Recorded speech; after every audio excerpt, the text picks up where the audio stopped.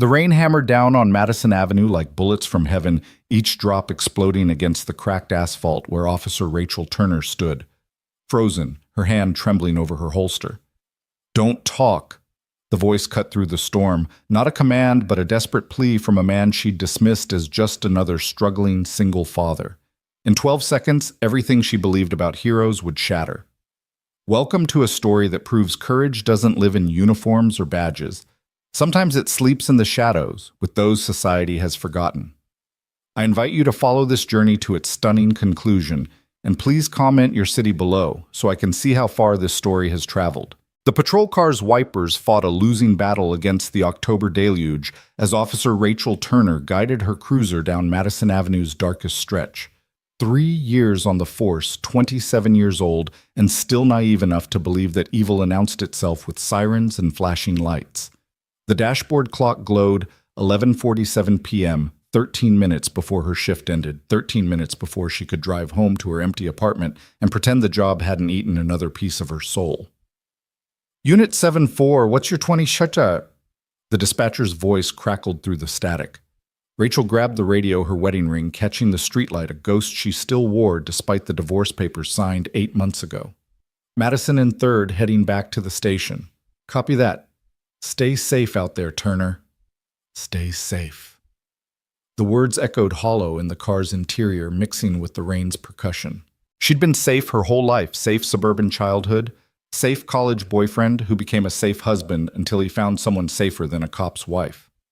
Safe choices, safe routes, safe assumptions about who the good guys were and where danger lived.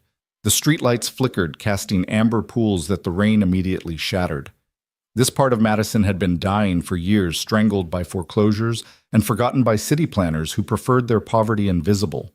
Boarded windows stared like dead eyes from buildings that once housed dreams.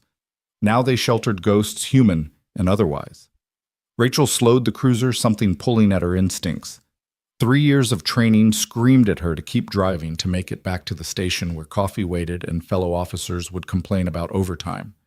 But something felt wrong. The rain seemed too loud, the shadows too deep, the street too empty even for this forgotten corner of the city. She pulled over, engine idling, watching the rain cascade down her windshield in rivers.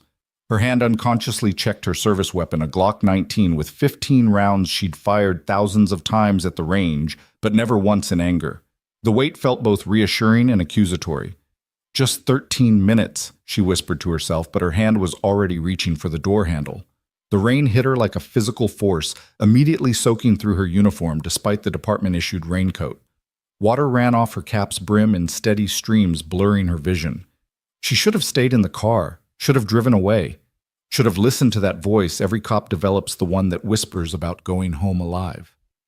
Instead, she stood there, rain drumming against her shoulders, searching the darkness for whatever had made her stop. The street stretched empty in both directions, lined with the skeletal remains of what had once been a thriving commercial district. Lee's Hardware shuttered. Marino's Deli foreclosed. The old Regal Theater condemned. Each storefront a tombstone marking the death of someone's American dream. Movement caught her eye, subtle, almost lost in the rain's chaos. There, pressed against the brick wall of what used to be a pawn shop, stood a man. Not hiding exactly, but not wanting to be seen either. The rain had plastered his clothes to his body, revealing a frame that spoke of meals missed and pride swallowed. Beside him, a German shepherd mix sat alert, its fur matted with rain, but its eyes sharp with intelligence. Rachel's hand drifted toward her holster, not drawing, just finding comfort in proximity. She'd answered enough domestic calls, enough disturbances to recognize the signs of trouble.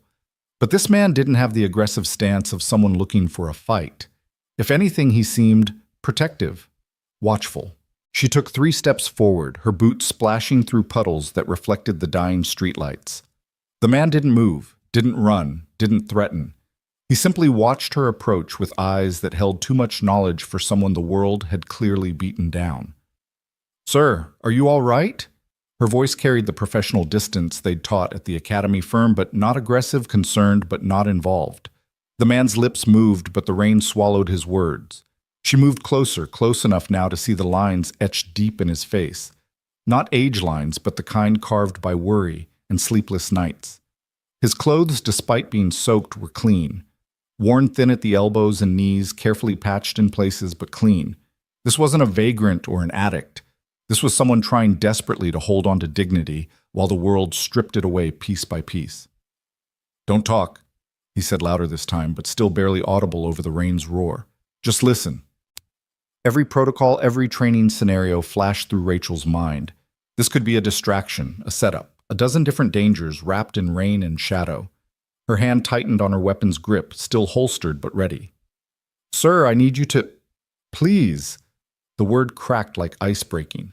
"He's been watching you." The rain suddenly felt colder. Rachel's eyes swept the street, seeing nothing but sensing everything. The shadows seemed to breathe the darkness pulse with hidden threat. "Who's been watching me?" She kept her voice steady, despite the adrenaline flooding her system. The man David, though she didn't know his name yet, lifted his chin slightly, indicating something behind her and to the left. Not obviously, not dramatically, just the smallest gesture that spoke of someone who'd learned to communicate danger without attracting it. "Silver Honda. Parked since you started patrol. Engine running. Driver never got out." Rachel didn't turn immediately. "Training kicked in? Never turn your back on a potential threat. Never reveal what you know until you're ready to act." Instead, she angled her body using her peripheral vision to catch the vehicle he'd described.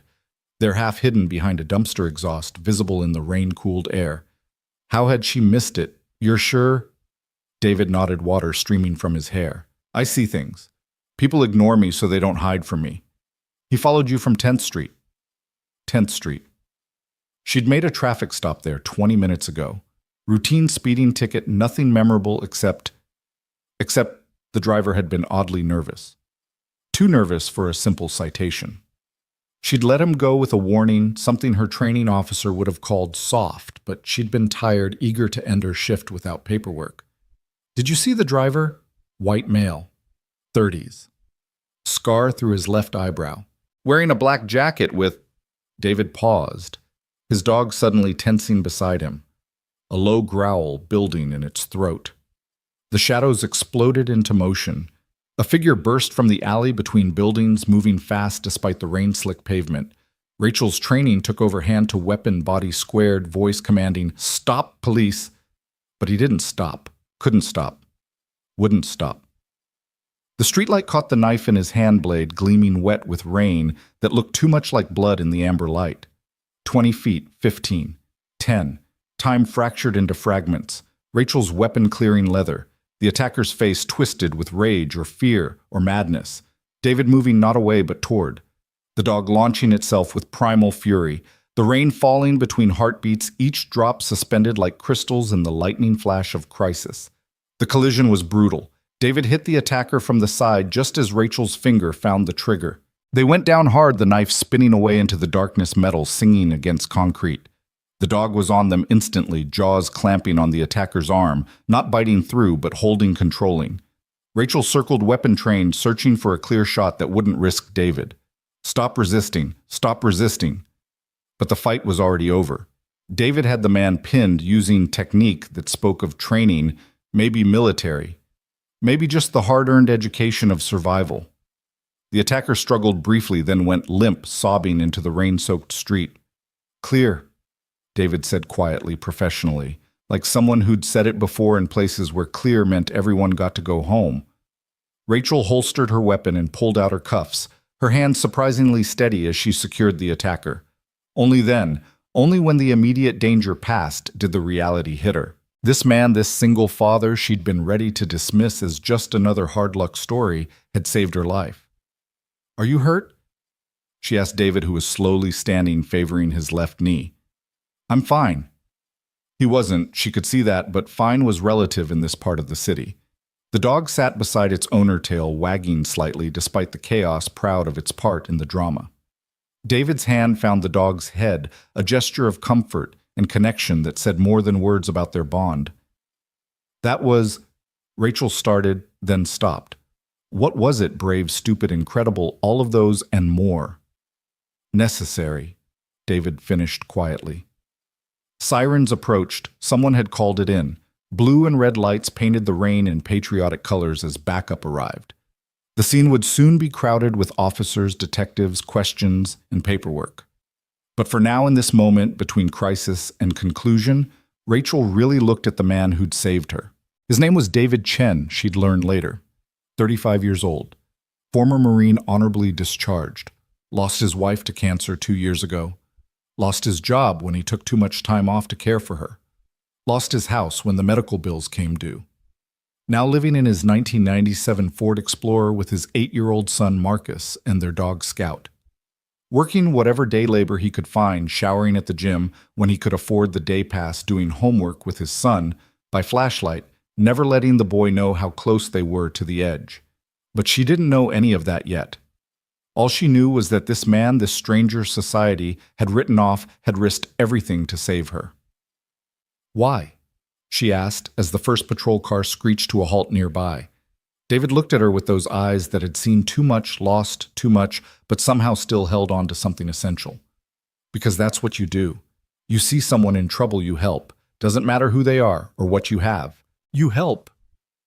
Officers swarmed the scene, taking control, asking questions. The attacker, Thomas Riley, they'd learned with a history of violence against women and a particular hatred for female officers, was hauled away, still sobbing about voices and debts, and someone named Angela who'd left him for a cop.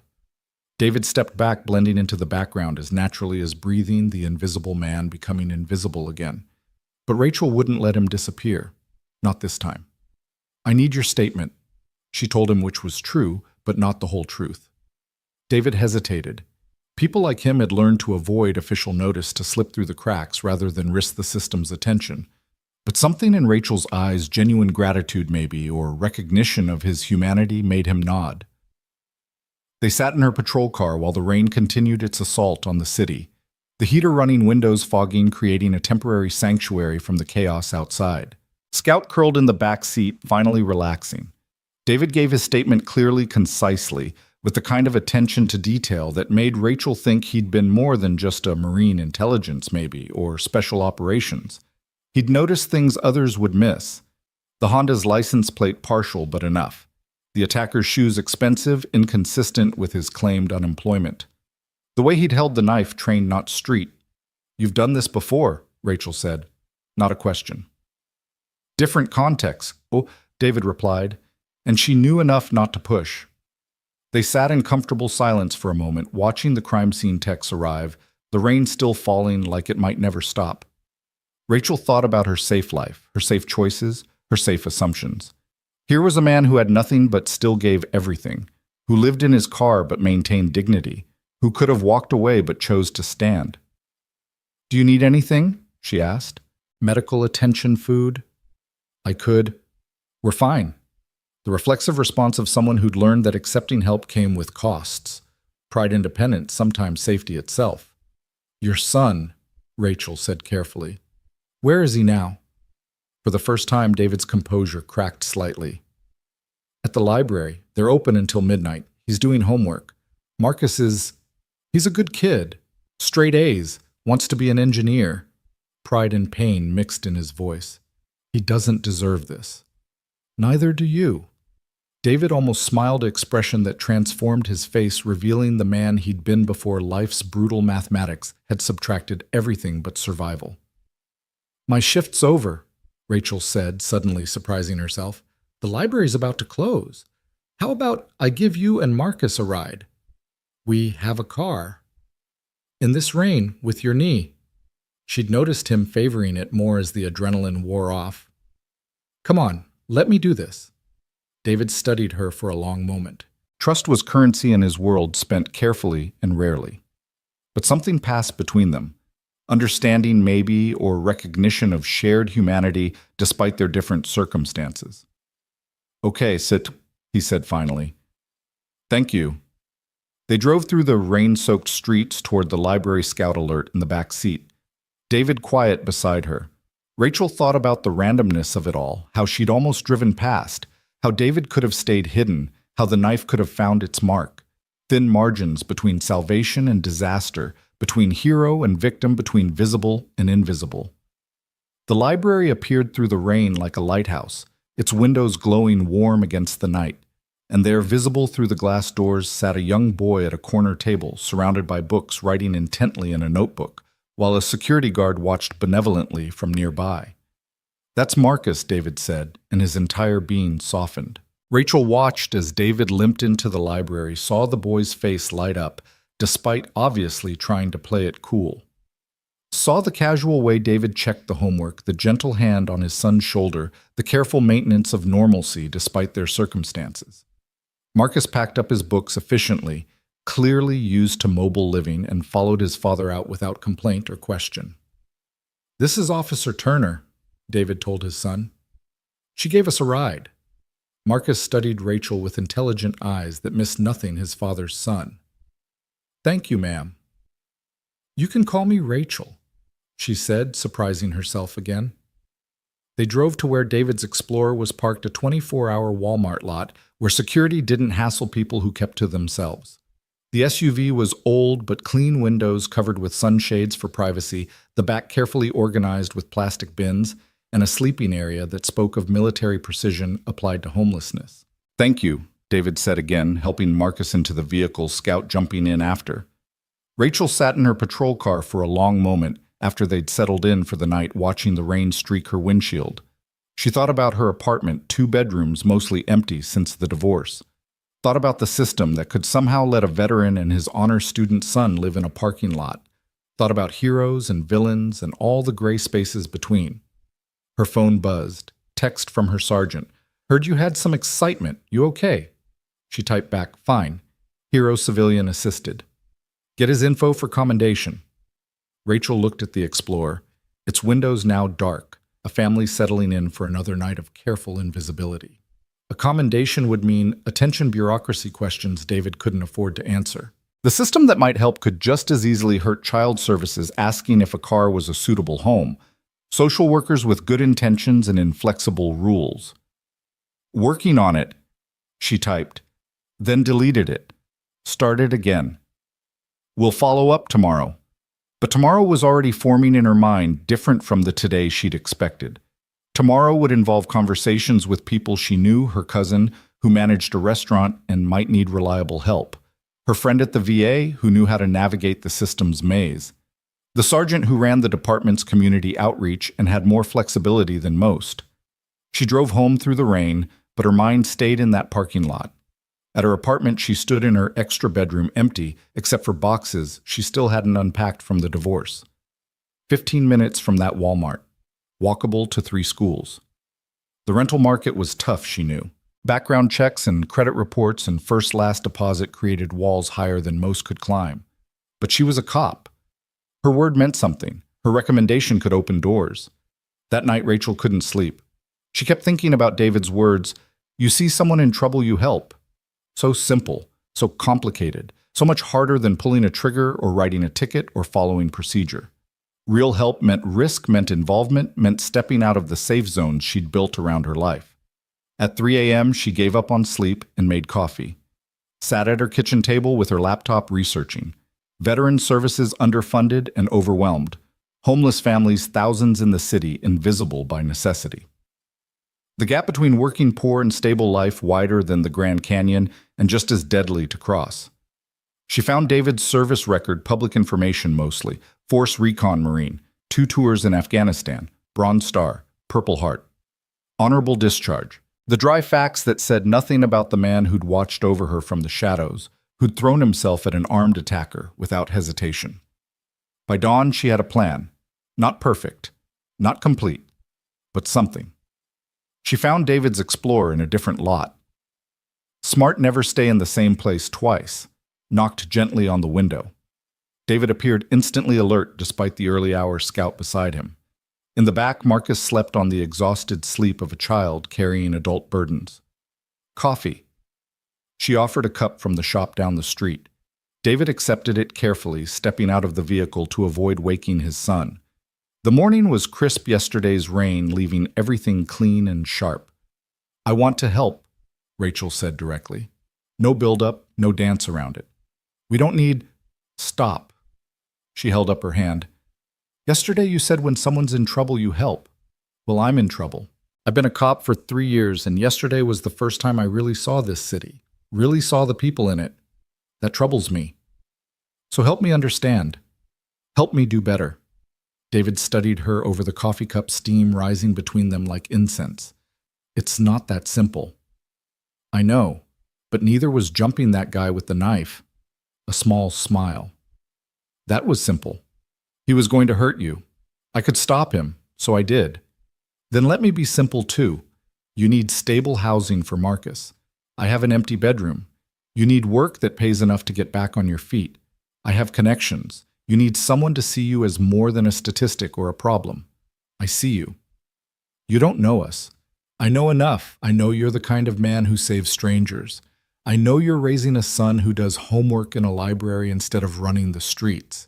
I know that dog would die for you both. That's character. Everything else is just circumstances. David was quiet for a long moment, watching the sunrise paint the sky in shades of hope. In the Explorer, Marcus stirred, waking to another day of pretending everything was normal at school while his life was anything but. There are things, David said slowly, about my service. Things that make traditional employment complicated. PTSD. Among other things. I have bad days. Days where I can't function the way employers expect. But you functioned yesterday when it mattered. That was different. That was clear. Right and wrong, protect and serve. Civilian life is, he struggled for words, murky. Rachel thought about her own struggles with the murkiness, the politics of policing, the compromise and frustration, the gap between what she'd hoped to be and what the job demanded. What if, she said carefully, we could find you something clear, something that uses what you're good at? Like what? She thought about yesterday, his observation skills, his ability to see what others missed, his instinct to protect.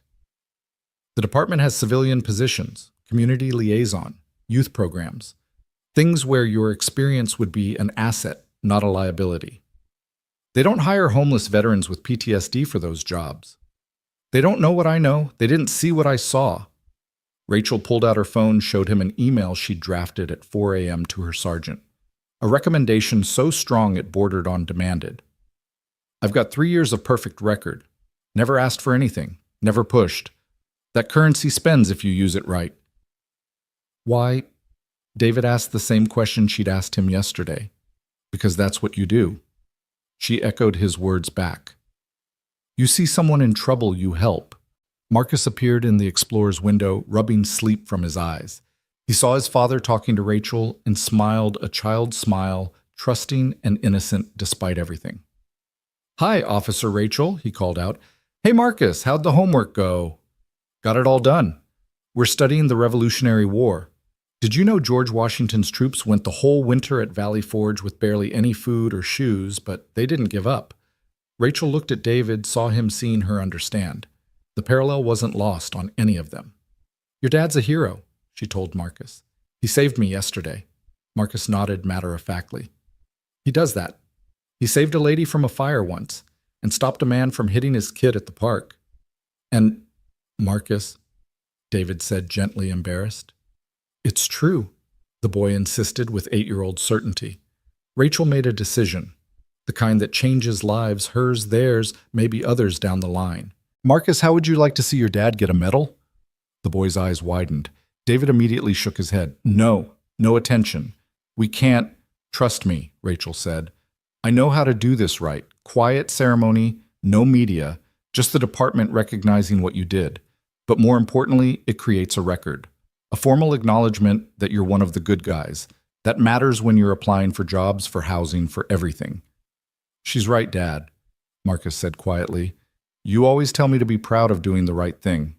David looked between his son and Rachel, caught between pride and survival instinct, between staying invisible and stepping into the light. One condition, he said finally. Name it. This isn't charity. I work for anything I get. I pay back every kindness. That's how we maintain dignity. Rachel extended her hand. Deal. They shook on it there in the parking lot as the sun climbed higher, as the city woke around them, as life prepared to change in ways none of them could fully anticipate. Over the next weeks, Rachel learned what real police work looked like. Not the arrests and reports, but the human connections that actually made communities safer. She vouched for David at the VA, navigated the bureaucracy with the determination of someone who'd seen too clearly what happened when the system failed.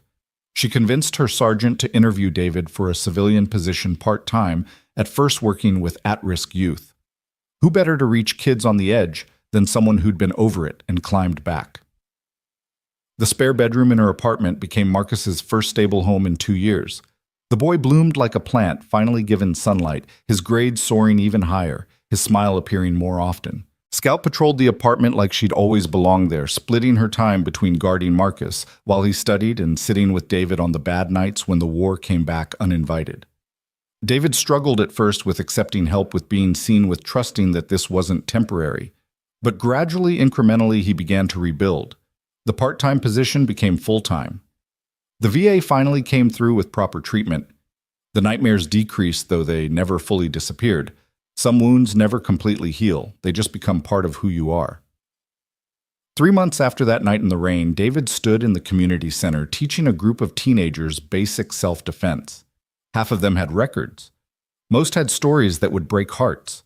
All of them listened when he talked because he didn't talk down to them.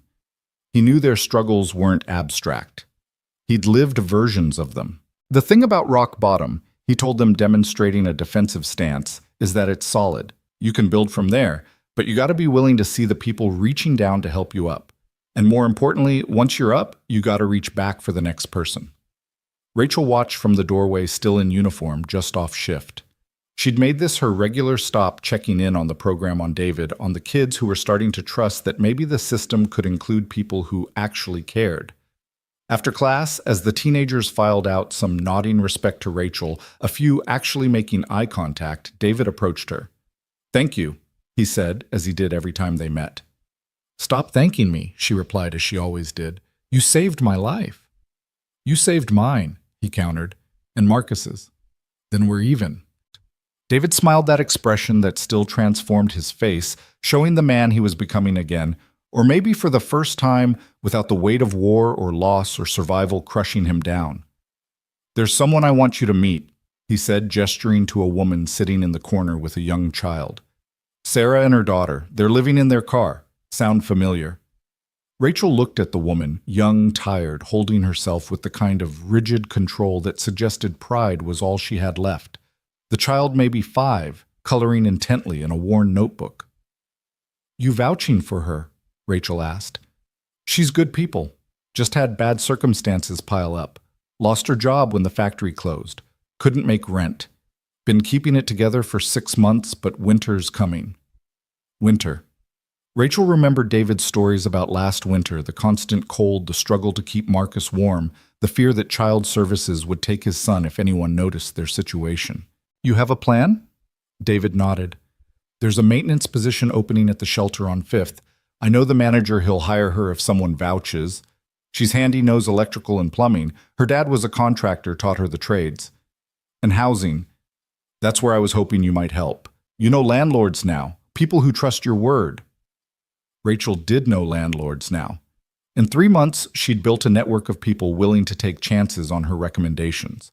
Not charity, but calculated risks backed by her reputation, and when necessary, her unofficial guarantee that problems wouldn't become police problems. "I'll make some calls," she said. "I knew you would."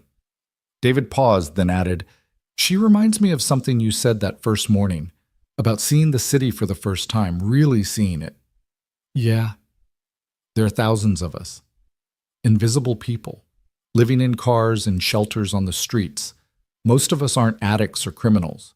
We're just people who fell through cracks that kept getting wider.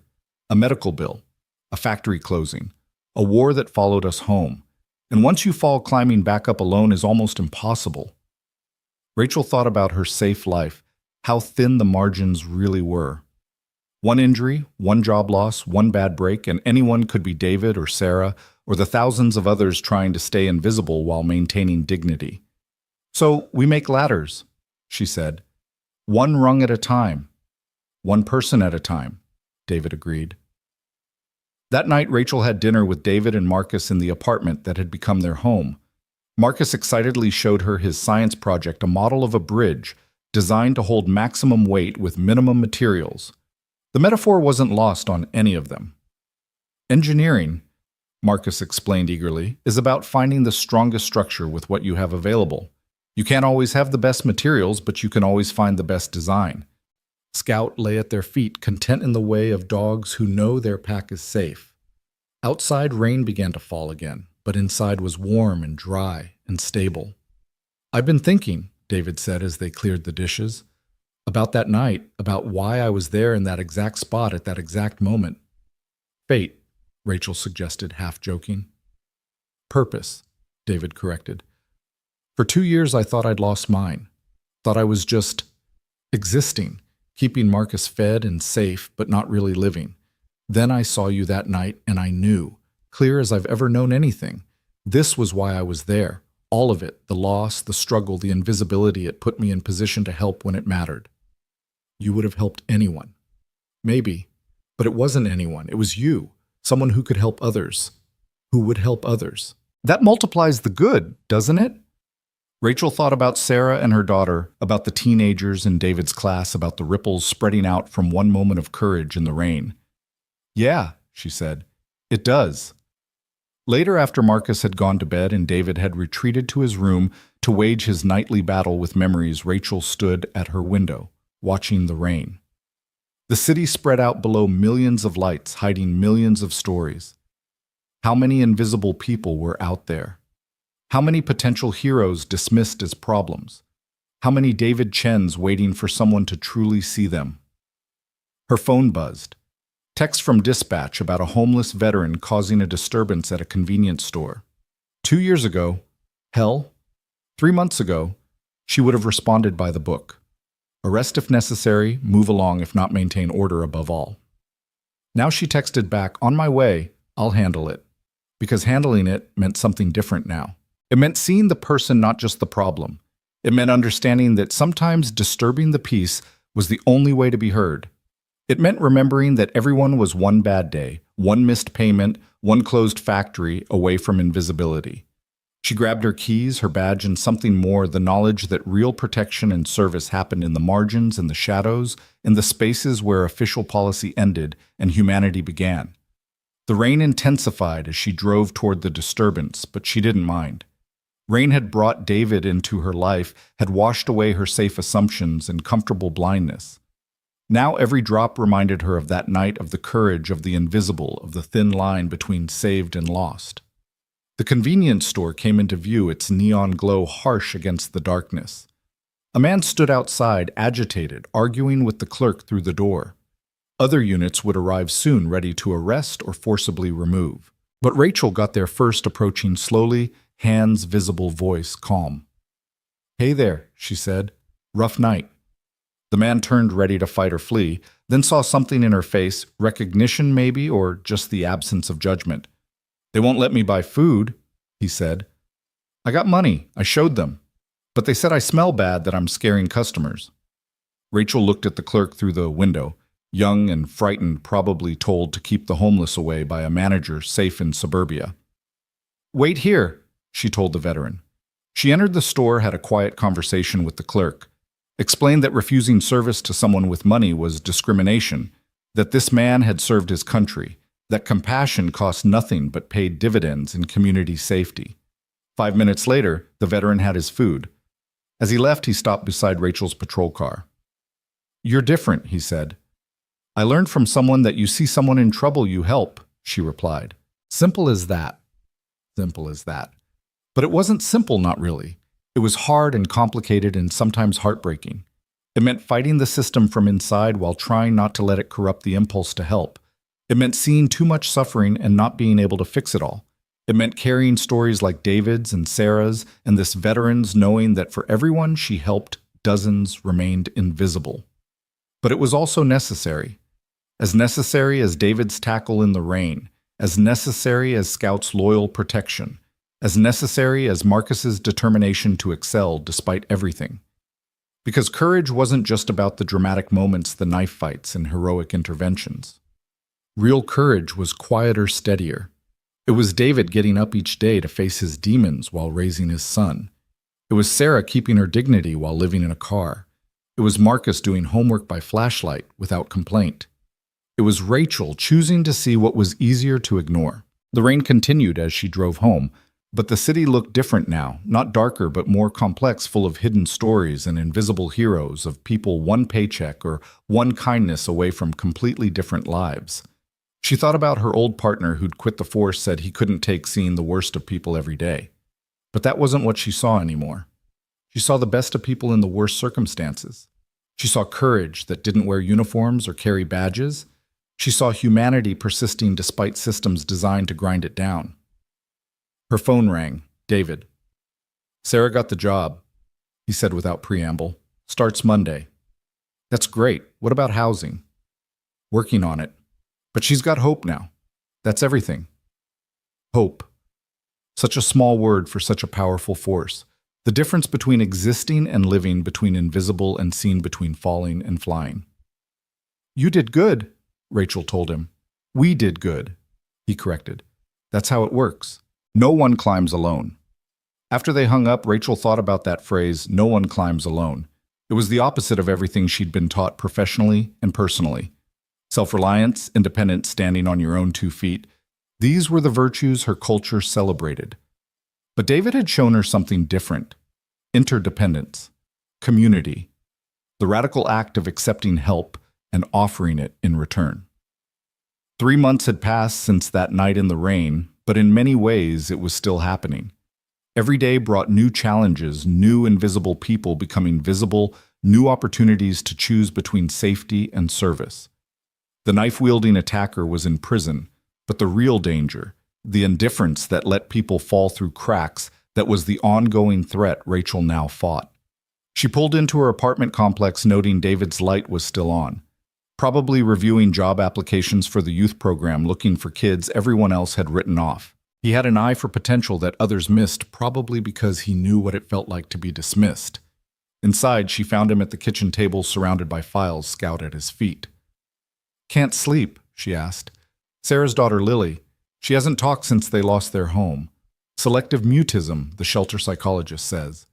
Trauma response." "That's rough." "Marcus wants to help. He remembers not talking for a while after his mom died. Thinks maybe he could, I don't know, be a friend. Show her it gets better." Rachel poured herself coffee, joining him at the table. This had become their routine late-night strategy sessions about healing a broken world one person at a time. "Let him try," she said. "Kids sometimes reach kids better than adults can." "Yeah." David rubbed his eyes, exhaustion showing. "Some days I wonder if we're making any real difference. It's like trying to empty the ocean with a spoon. But every spoonful matters to someone drowning." He looked at her, that penetrating gaze that had first warned her of danger, now seeing something else. "You've changed," he said. "So have you." "No, I mean, when we met you were going through the motions, safe. Now you're—" He searched for words, alive, present, engaged. Rachel thought about her life before the empty apartment, the safe routines, the job that was just a job. Now every day had purpose beyond procedure. Every call was a chance to truly protect and serve. "You saved more than my life that night," she admitted. "You saved me from a different kind of invisibility, the kind where you exist but don't really live." David nodded, understanding without explanation. They sat in comfortable silence, 2 people who'd found purpose in each other's rescue. A soft knock interrupted them. Marcus stood in the doorway, rubbing sleepy eyes. "Dad, I had the dream again." David immediately rose, but Marcus shook his head. "Not the bad one. The good one. Where we have a home and Scout has a yard and you smile all the time." "That's not a dream anymore, buddy," David said softly. "I know. That's what makes it good." The boy patted back to bed, Scout following protectively. David watched them go, love and pain mixing on his face. "He's everything," he said simply. "He's lucky to have you." "I'm lucky to have him. He kept me human when it would have been easier to become something else. Someone else. The kind of person who survives but doesn't live." Rachel understood. The job could do that, make you hard, cynical, closed off. But David and Marcus, and now Sarah and all the others, they kept her human too. Reminded her why the work mattered. "I should try to sleep," David said, but didn't move. "Bad night. Anniversary, 5 years since Afghanistan, the thing that ended my military career. He'd never talked about it directly. Rachel didn't push, just waited. Convoy hit an IED, lost 3 men, good men. I was supposed to... I should have seen it, should have known. All my observation skills, all my training, and I missed it. David. I know, survivor's guilt, PTSD. I've heard all the terms, but knowing what to call it doesn't make it go away. Those men had families, kids. They're gone, and I'm here, and some days I don't know why. Because of Marcus, because of Sarah, because of me, because of everyone you've helped and will help. Is it enough to balance the scales? Rachel thought carefully before answering. There are no scales. There's just what happened and what happens next. You can't save the men you lost, but you can honor them by saving others, by living with purpose, by teaching Marcus that good men don't give up especially when it's hard. David finally looked at her, really looked at her. How'd you get so wise? I had a good teacher, this homeless guy who lived in his car, real philosopher type. That earned her a small smile.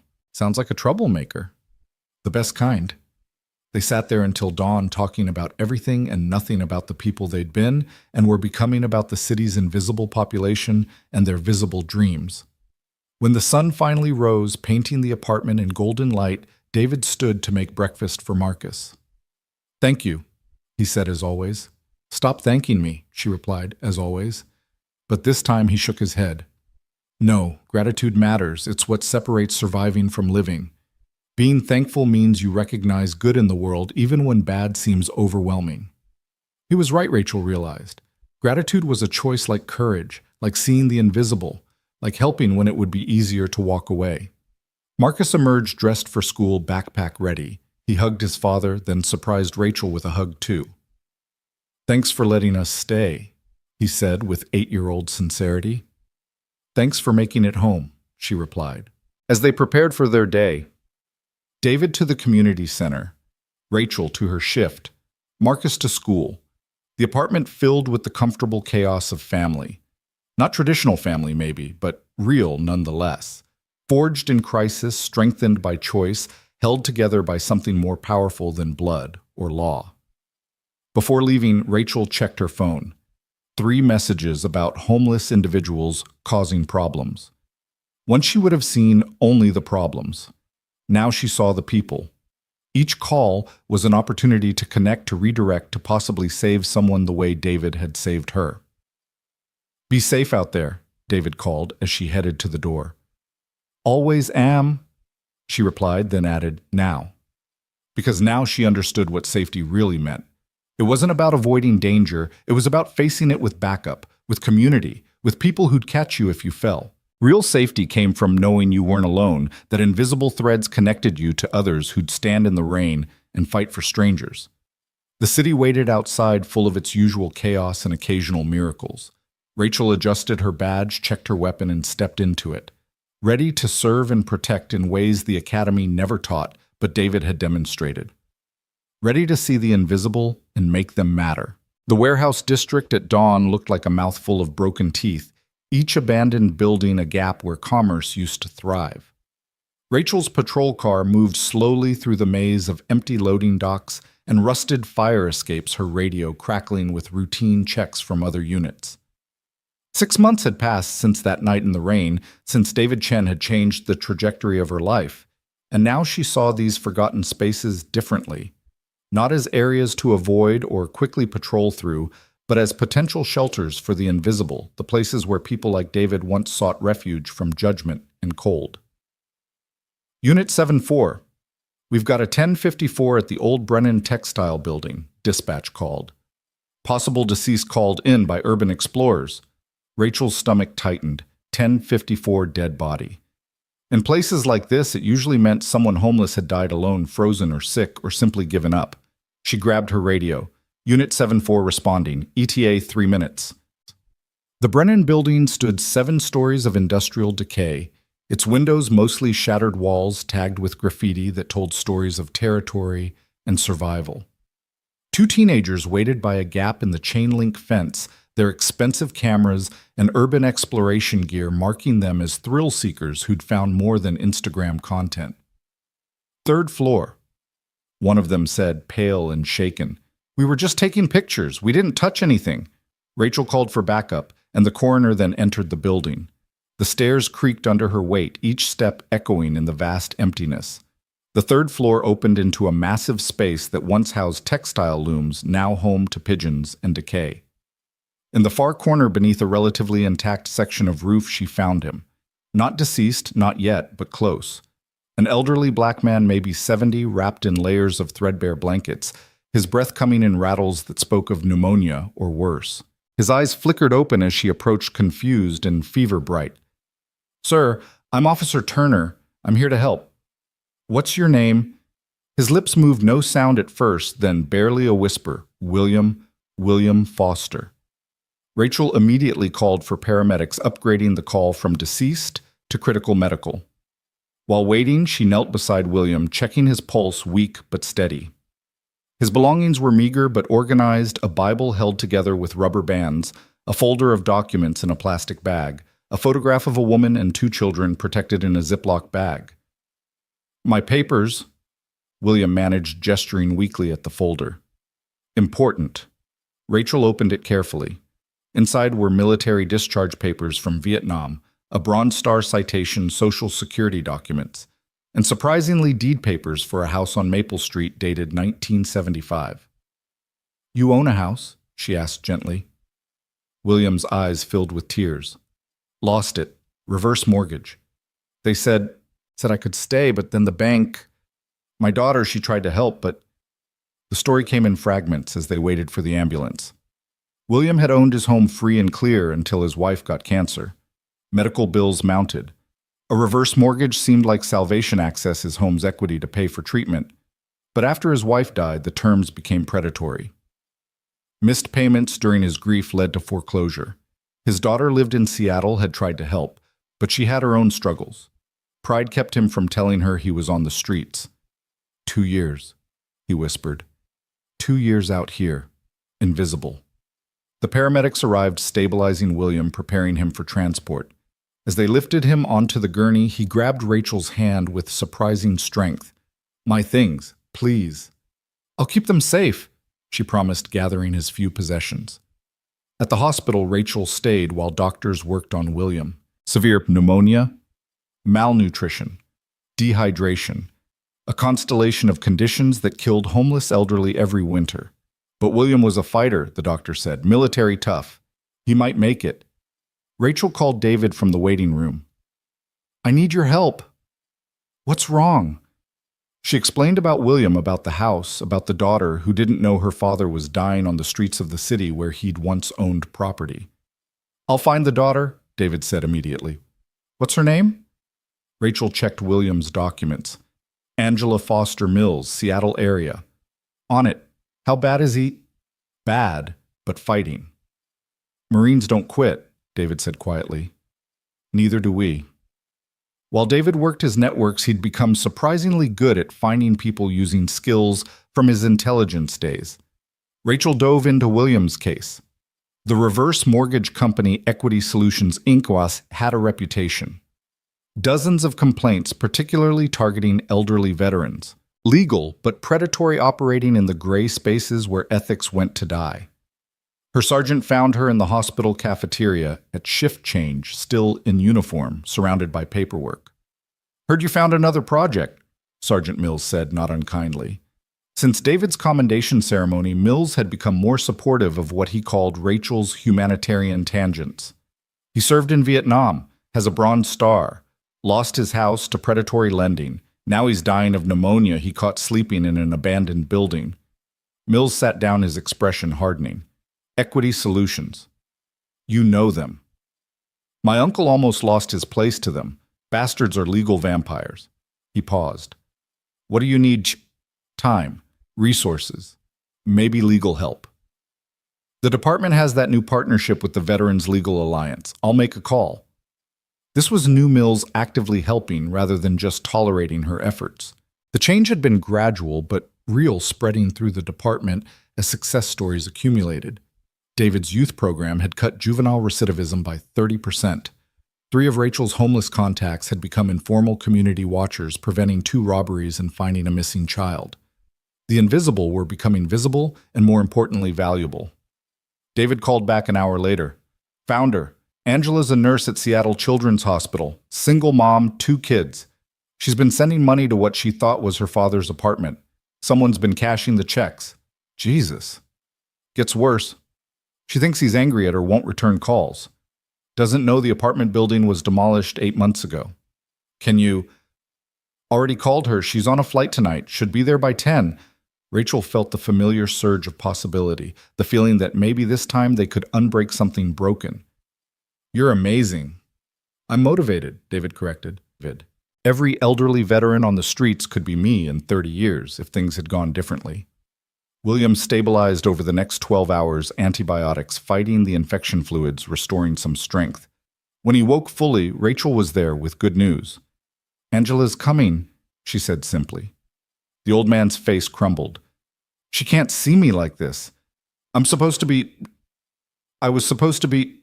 You're her father, that's all that matters. I was somebody once, William said, looking at his hands scarred from textile work after the war, now thin and trembling. Had a home, a job, dignity. You're still somebody. You're William Foster, Vietnam veteran, Bronze Star recipient, father, grandfather, survivor. Survivor. He tested the word. That all that's left.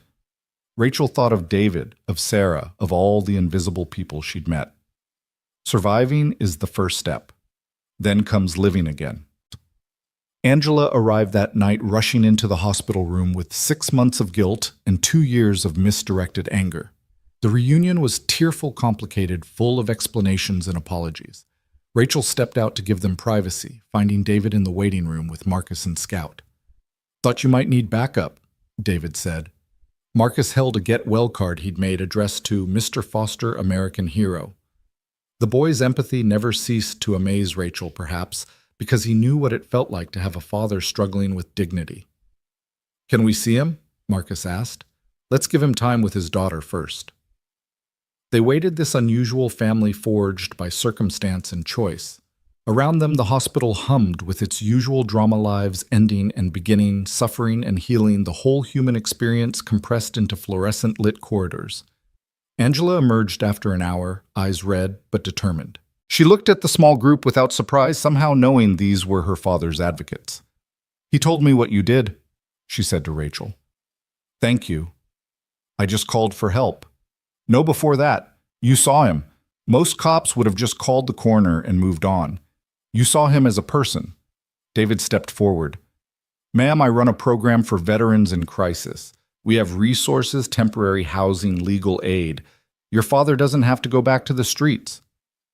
He's coming home with me, Angela said firmly. To Seattle.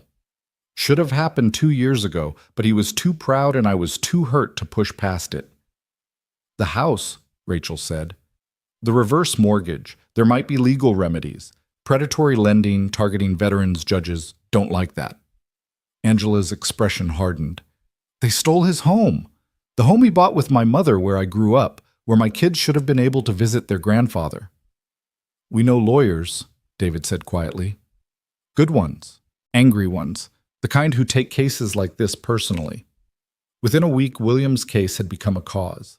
The Veterans Legal Alliance took it pro bono, discovering in the process that Equity Solutions had violated numerous regulations in their handling of William's mortgage.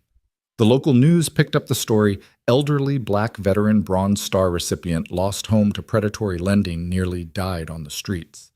The optics were terrible for Equity Solutions, but Rachel had learned that public shaming only went so far. Real change required systematic pressure.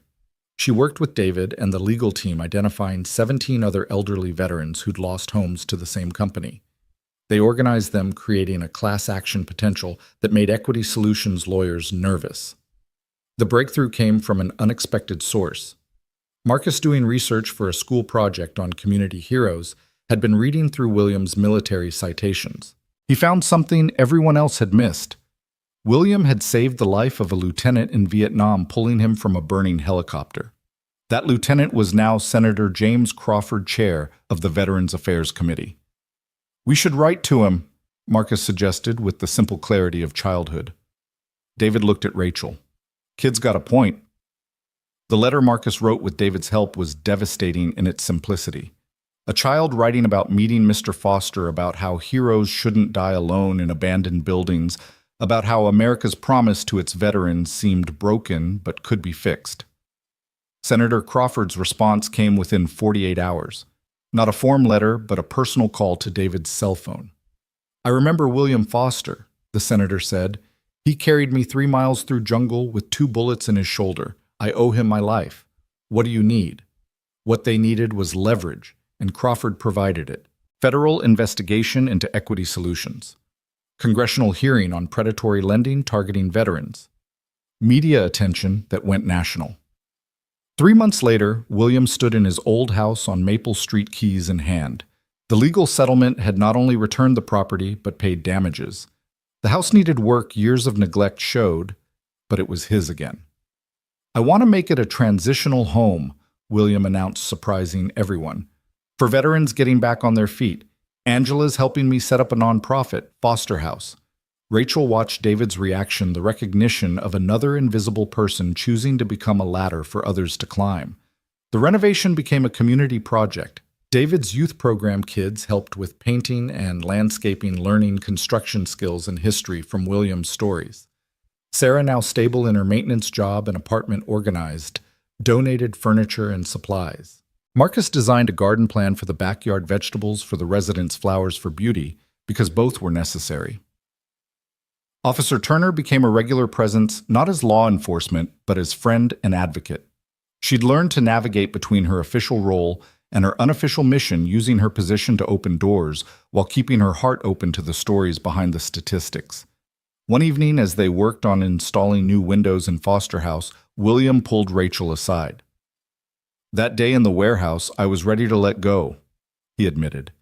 "Tired of fighting, tired of being invisible, tired of remembering when I mattered." "You always mattered." "No, I was disappeared. You know what that's like. To walk down streets you helped build and have people look through you. To have your whole life erased because you can't pay bills." Rachel thought of David's words about invisibility, about the thousands of Williams in every city disappeared by circumstance and systems that valued property over people. "But you saw me," William continued, "and that young man David, he found my daughter. And now," he gestured at the house coming back to life, "now I get to be the one seeing others." The first resident of Foster House was James, a Gulf War veteran David had met at the VA. Substance abuse issues under control but requiring support. The second was Maria, a female veteran with 2 teenagers escaping domestic violence. The third was Charles, Vietnam era, like William, artist and philosopher, who'd chosen streets over shelters because shelters didn't allow him to paint. Each brought their own story, their own skills, their own version of invisible made visible. James was a master carpenter who led the continuing renovation. Maria knew computers set up systems for job searching and benefit applications. Charles painted murals on the walls, scenes of hope and homecoming that transformed the space from house to home. Rachel brought judges and city officials through Foster House, showing them what was possible when systems bent toward justice instead of just order. Some got it immediately. Others required more convincing. But gradually, the model spread. Other cities called, wanting to replicate the program. David became the unofficial liaison between Foster House and his youth program, bringing kids to learn from veterans, creating connections across generations and experiences. His own healing accelerated in the teaching, explaining trauma to teenagers, helped him understand his own, showing them recovery was possible, proved it to himself. One night, 6 months after Foster House opened, they held their first community dinner. The dining room filled with an unlikely assembly. Formerly homeless veterans, at-risk youth, police officers, off-duty social workers. Angela visiting from Seattle with her children, and Marcus presenting his award-winning essay about community heroes. William stood to speak steady, now healthy. His dignity not just restored but transformed into something greater. "They say you can't go home again, Sig," he began. "But that's not true. You can't go back to who you were, but you can go forward to who you're meant to be." This house was where I raised my family, lost my wife, lost myself. Now it's where others find themselves. That's redemption. He looked at Rachel. Officer Turner saved my life, but more than that, she saved my purpose. Showed me that falling down doesn't mean staying down, that invisible doesn't mean insignificant. Rachel felt tears she didn't try to hide. This was what she'd joined the force to do, even if she hadn't known it at the time. Not just arrest criminals, but arrest the fall of good people. Not just protect property, but protect potential. After dinner, as people mingled and Marcus taught William's grandchildren a card game, David found Rachel on the back porch. Scout lay between them, content in the way of dogs who sense their pack is whole. "Remember that night in the rain?" David asked. "Every day. I've been thinking about what you said about me saving your life. But the truth is we saved each other. You from a life of safe blindness, me from invisible despair. And now," David gestured through the window at the warm scene inside veterans and youth official and unofficial helpers, all connected by threads of compassion and shared humanity. "Now we're saving others, teaching them to save each other, creating a different kind of safety net, one made of people who see each other, really see each other." Rachel's radio crackled a call about a disturbance at a homeless camp near the river. Once she would have responded with backup and citations. Now she responded with knowledge and alternatives. "I should take this," she said. "Want company." She looked at David, no longer the desperate father from that night in the rain, but not fully free of those shadows either. None of them were. They'd just learned to use their shadows to provide shade for others. "Always," she said. They drove toward the river Scout in the backseat, rain beginning to fall again. But this time the rain didn't feel like danger. It felt like possibility, washing clean, nurturing growth, connecting sky to earth, to river to sea, all water eventually finding its way home. The camp appeared in their headlights, a collection of tents and tarps that represented both failure and resilience. The disturbance turned out to be a dispute over space, the kind of conflict that arose when too many people competed for too little safety. Rachel approached not with authority, but with David's presence and a simple question: how can we help? The conversation that followed was complicated, involving territorial disputes and stolen belongings and mental health crises. But underneath was the same theme: people who'd become invisible to society, still trying to maintain visibility to each other, to matter in whatever small way they could. "Foster House has emergency beds," David offered. "Not permanent, but enough to get through the storm." Some accepted, others didn't, too broken or proud or afraid to trust. But seeds were planted. Word would spread that the cop and the formerly homeless vet were real allies, that Foster House was real sanctuary, that invisible didn't mean forgotten. Driving back, Rachel thought about the journey from that night 6 months ago to now. Not just her journey or David's, but William's, Sarah's, Marcus's, Angela's. All of them connected by choices to see and be seen, to help and accept help. "We're not solving homelessness," David said, reading her thoughts, as he often did now. "We're not changing the system overnight. But we're changing something. Everything changes when you change how you see. When you recognize that the person in crisis could be you with different circumstances. When you understand that helping others helps yourself, that community isn't about proximity, but about purpose." They arrived back at Foster House to find William teaching Charles chess, while Maria helped Marcus with algebra and James fixed a leaky faucet. Angela's children played with Scout in the yard despite the light rain. Sarah had arrived with her daughter Lily, who still didn't speak but smiled now, especially around Marcus, who understood silence. This was the real victory. Not the dramatic rescue in the rain, not the legal triumph over predatory lenders, not even the successful establishment of Foster House. The real victory was this quiet evening of connection of broken people, helping other broken people become whole, or at least more whole than they were alone. Rachel's phone buzzed with a text from her ex-husband, reaching out after months of silence, saying he'd heard about her work, that he was proud of her, that maybe they could talk. She deleted it without response. That life-safe, conventional blind belonged to someone she used to be. The person she was now had different definitions of family success and love. "You good?" David asked, noticing her phone. "Better than good." "Home." Because home wasn't just a place, but a purpose. Not just shelter, but sanctuary, not just safety, but the courage to risk that safety for others. Home was William's recovered house becoming foster house. Home was David's car becoming Rachel's spare room, becoming a real home. Home was invisible, people becoming visible, becoming vital, becoming family. The rain intensified, drumming on the roof of Foster House like applause from heaven. Inside, warm and dry, and together the formerly invisible continued their quiet revolution, one meal, one conversation, one connection at a time.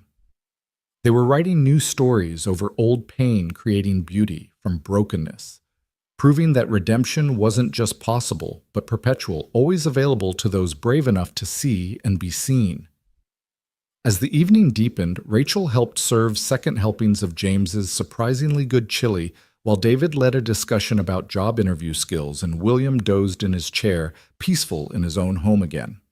Marcus and Lily worked on a puzzle in the corner, comfortable in their shared silence. Sarah and Maria compared notes on surviving single motherhood. Charles sketched them all, capturing the moment in charcoal and possibility. This was what protection and service really looked like.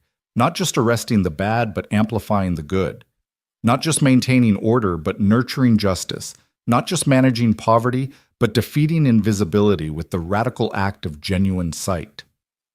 Rachel caught David's eye across the room, and he smiled, that expression that still transformed his face, but came easier now. They'd found something in each other, and in this work, that neither had expected, not just purpose, but joy. Not the easy joy of comfort, but the hard-won joy of struggle, shared, of falling caught, of invisibility, conquered by community. Tomorrow would bring new challenges.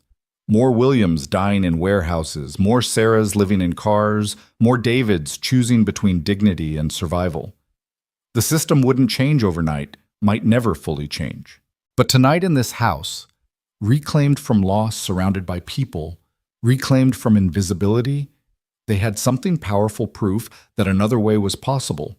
The rain continued, but inside Foster House, no one was cold, no one was alone, no one was invisible.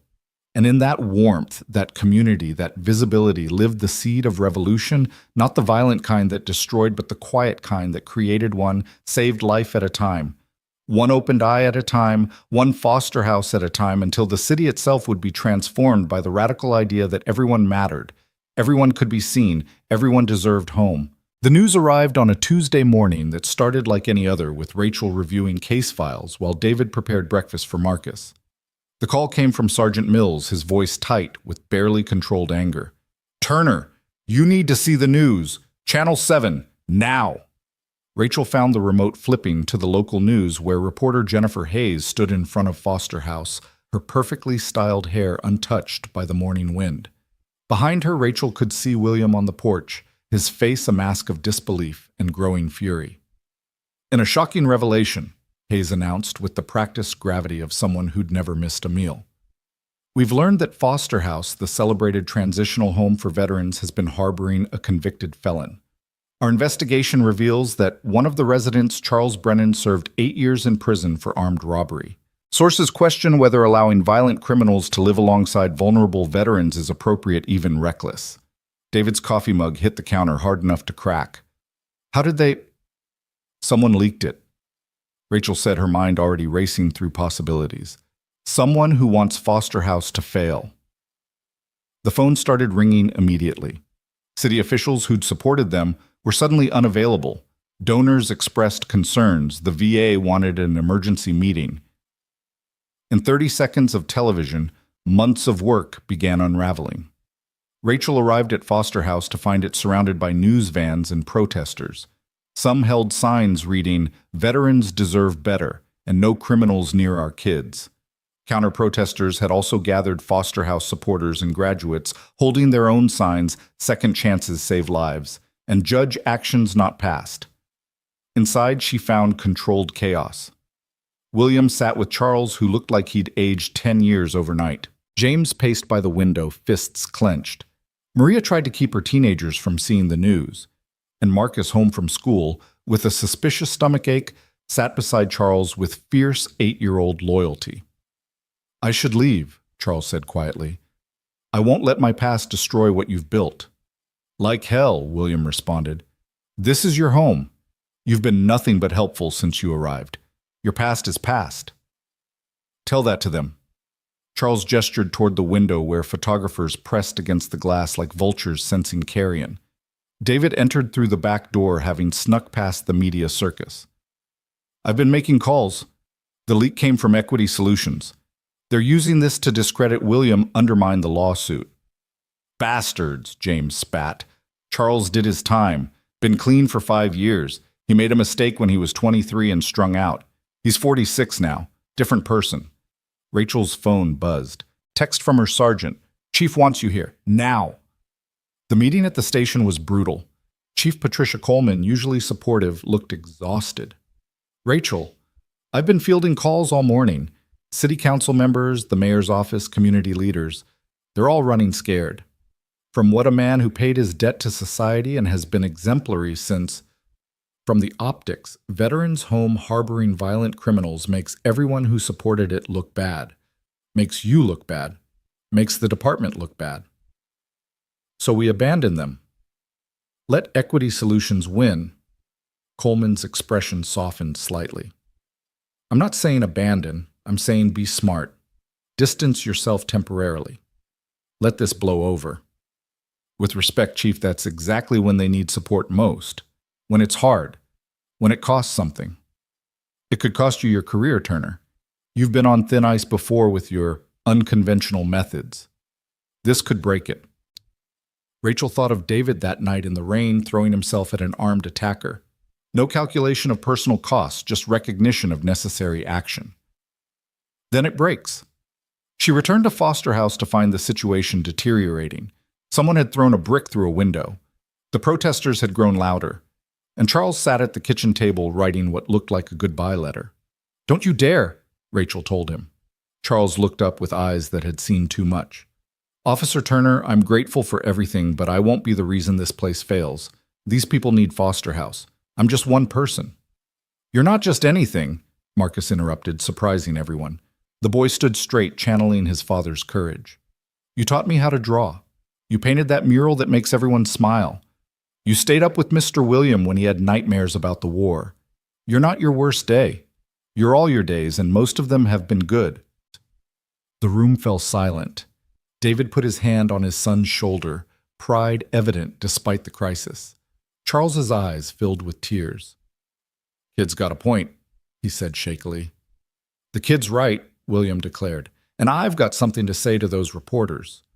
Before anyone could stop him, William walked onto the porch. The media surged forward shouting questions. He raised one hand and something in his bearing, military, dignified, unbowed, quieted them. My name is William Foster. I served 2 tours in Vietnam. I've been awarded the Bronze Star and Purple Heart. I lost my home to predatory lending and nearly died on the streets. This house saved my life. The people in it saved my soul. Charles Brennan is one of those people. Yes, he has a past. We all do. Mine includes killing enemy soldiers who were probably teenagers. Does that make me a violent criminal? Or does context matter? Does growth matter? Does redemption matter? A reporter shouted, but he robbed a liquor store 23 years ago while addicted to drugs after his brother died in Iraq. He served his time, got clean, and has spent 5 years helping others. If we only judge people by their worst moments, then none of us deserve grace. But if we believe in the possibility of change and the power of community to transform lives, then Charles belongs here. We all do. Jennifer Hayes pushed forward. Mr. Foster, aren't you concerned about safety? William's gaze could have cut steel.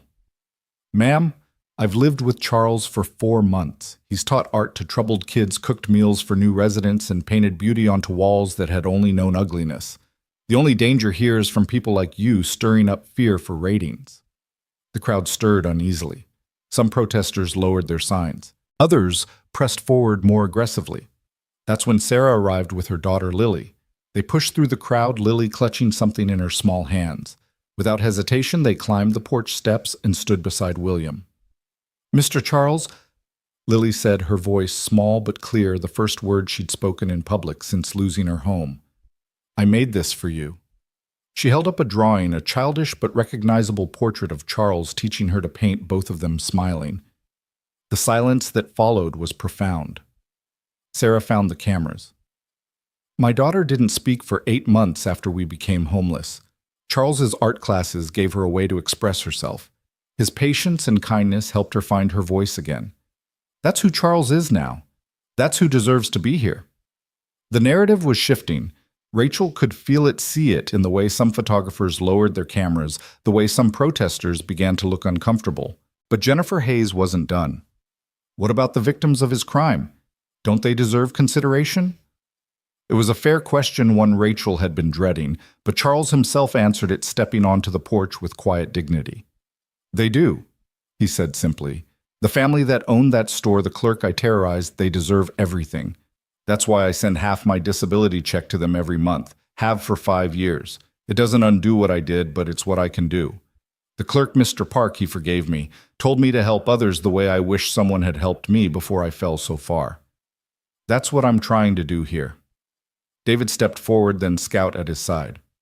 I'm David Chen, former Marine. I have killed people. In war, yes, but I've ended lives.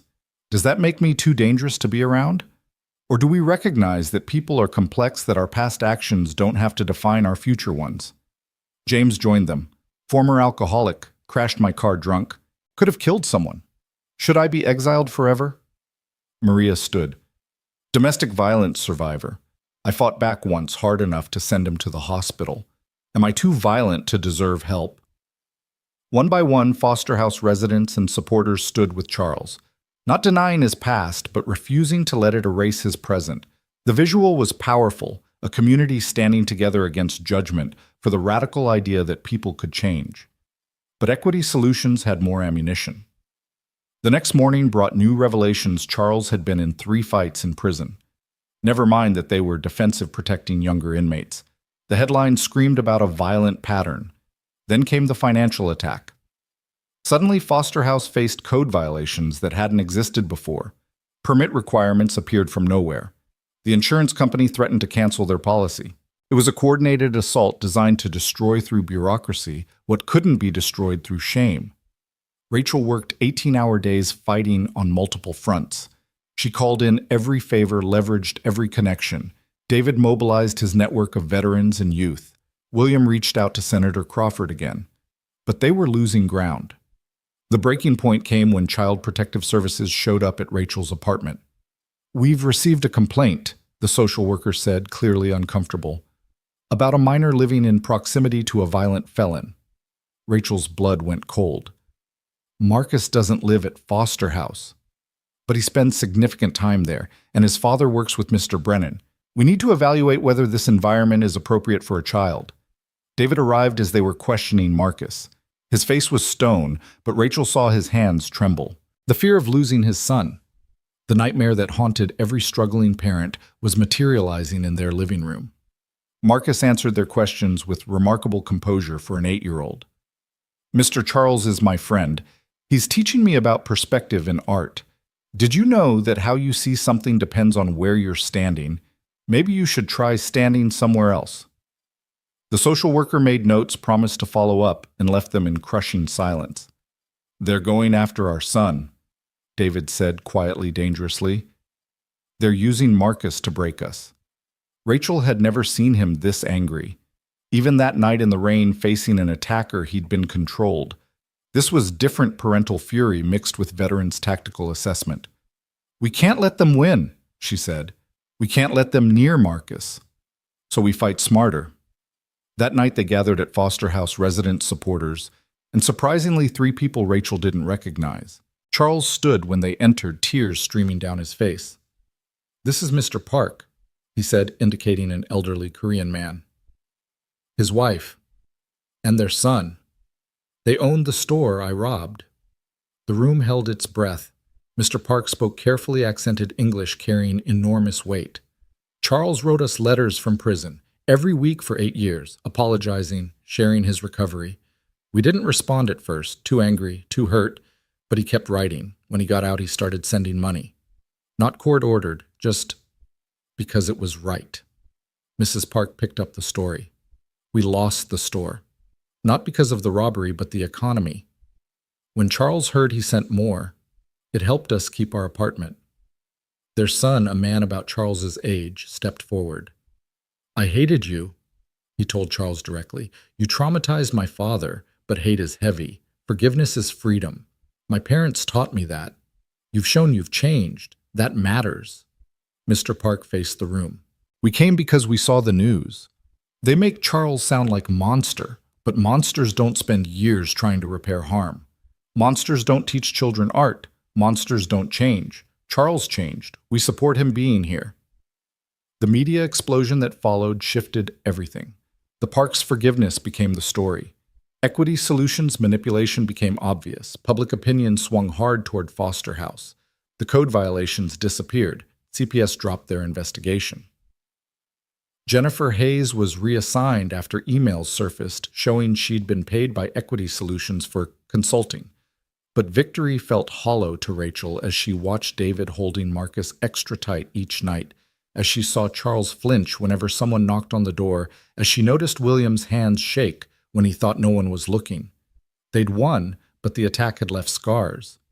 We need to be stronger, David said one evening as they planned Foster House's expansion. Not just defensively. We need to make it impossible for them to attack us like that again. Rachel understood it wasn't enough to do good work. They needed to be unassailable, their reputation so solid that future attacks would backfire immediately. The solution came from Marcus because of course it did. Why don't we tell everyone stories? Not just when bad things happen, but all the time. So people know who we really are. William loved it. A newsletter, old school, but also online. Regular updates about our residents, our successes, our challenges. Transparency as armor. Charles volunteered to illustrate it. Maria would handle the digital side. James would collect stories.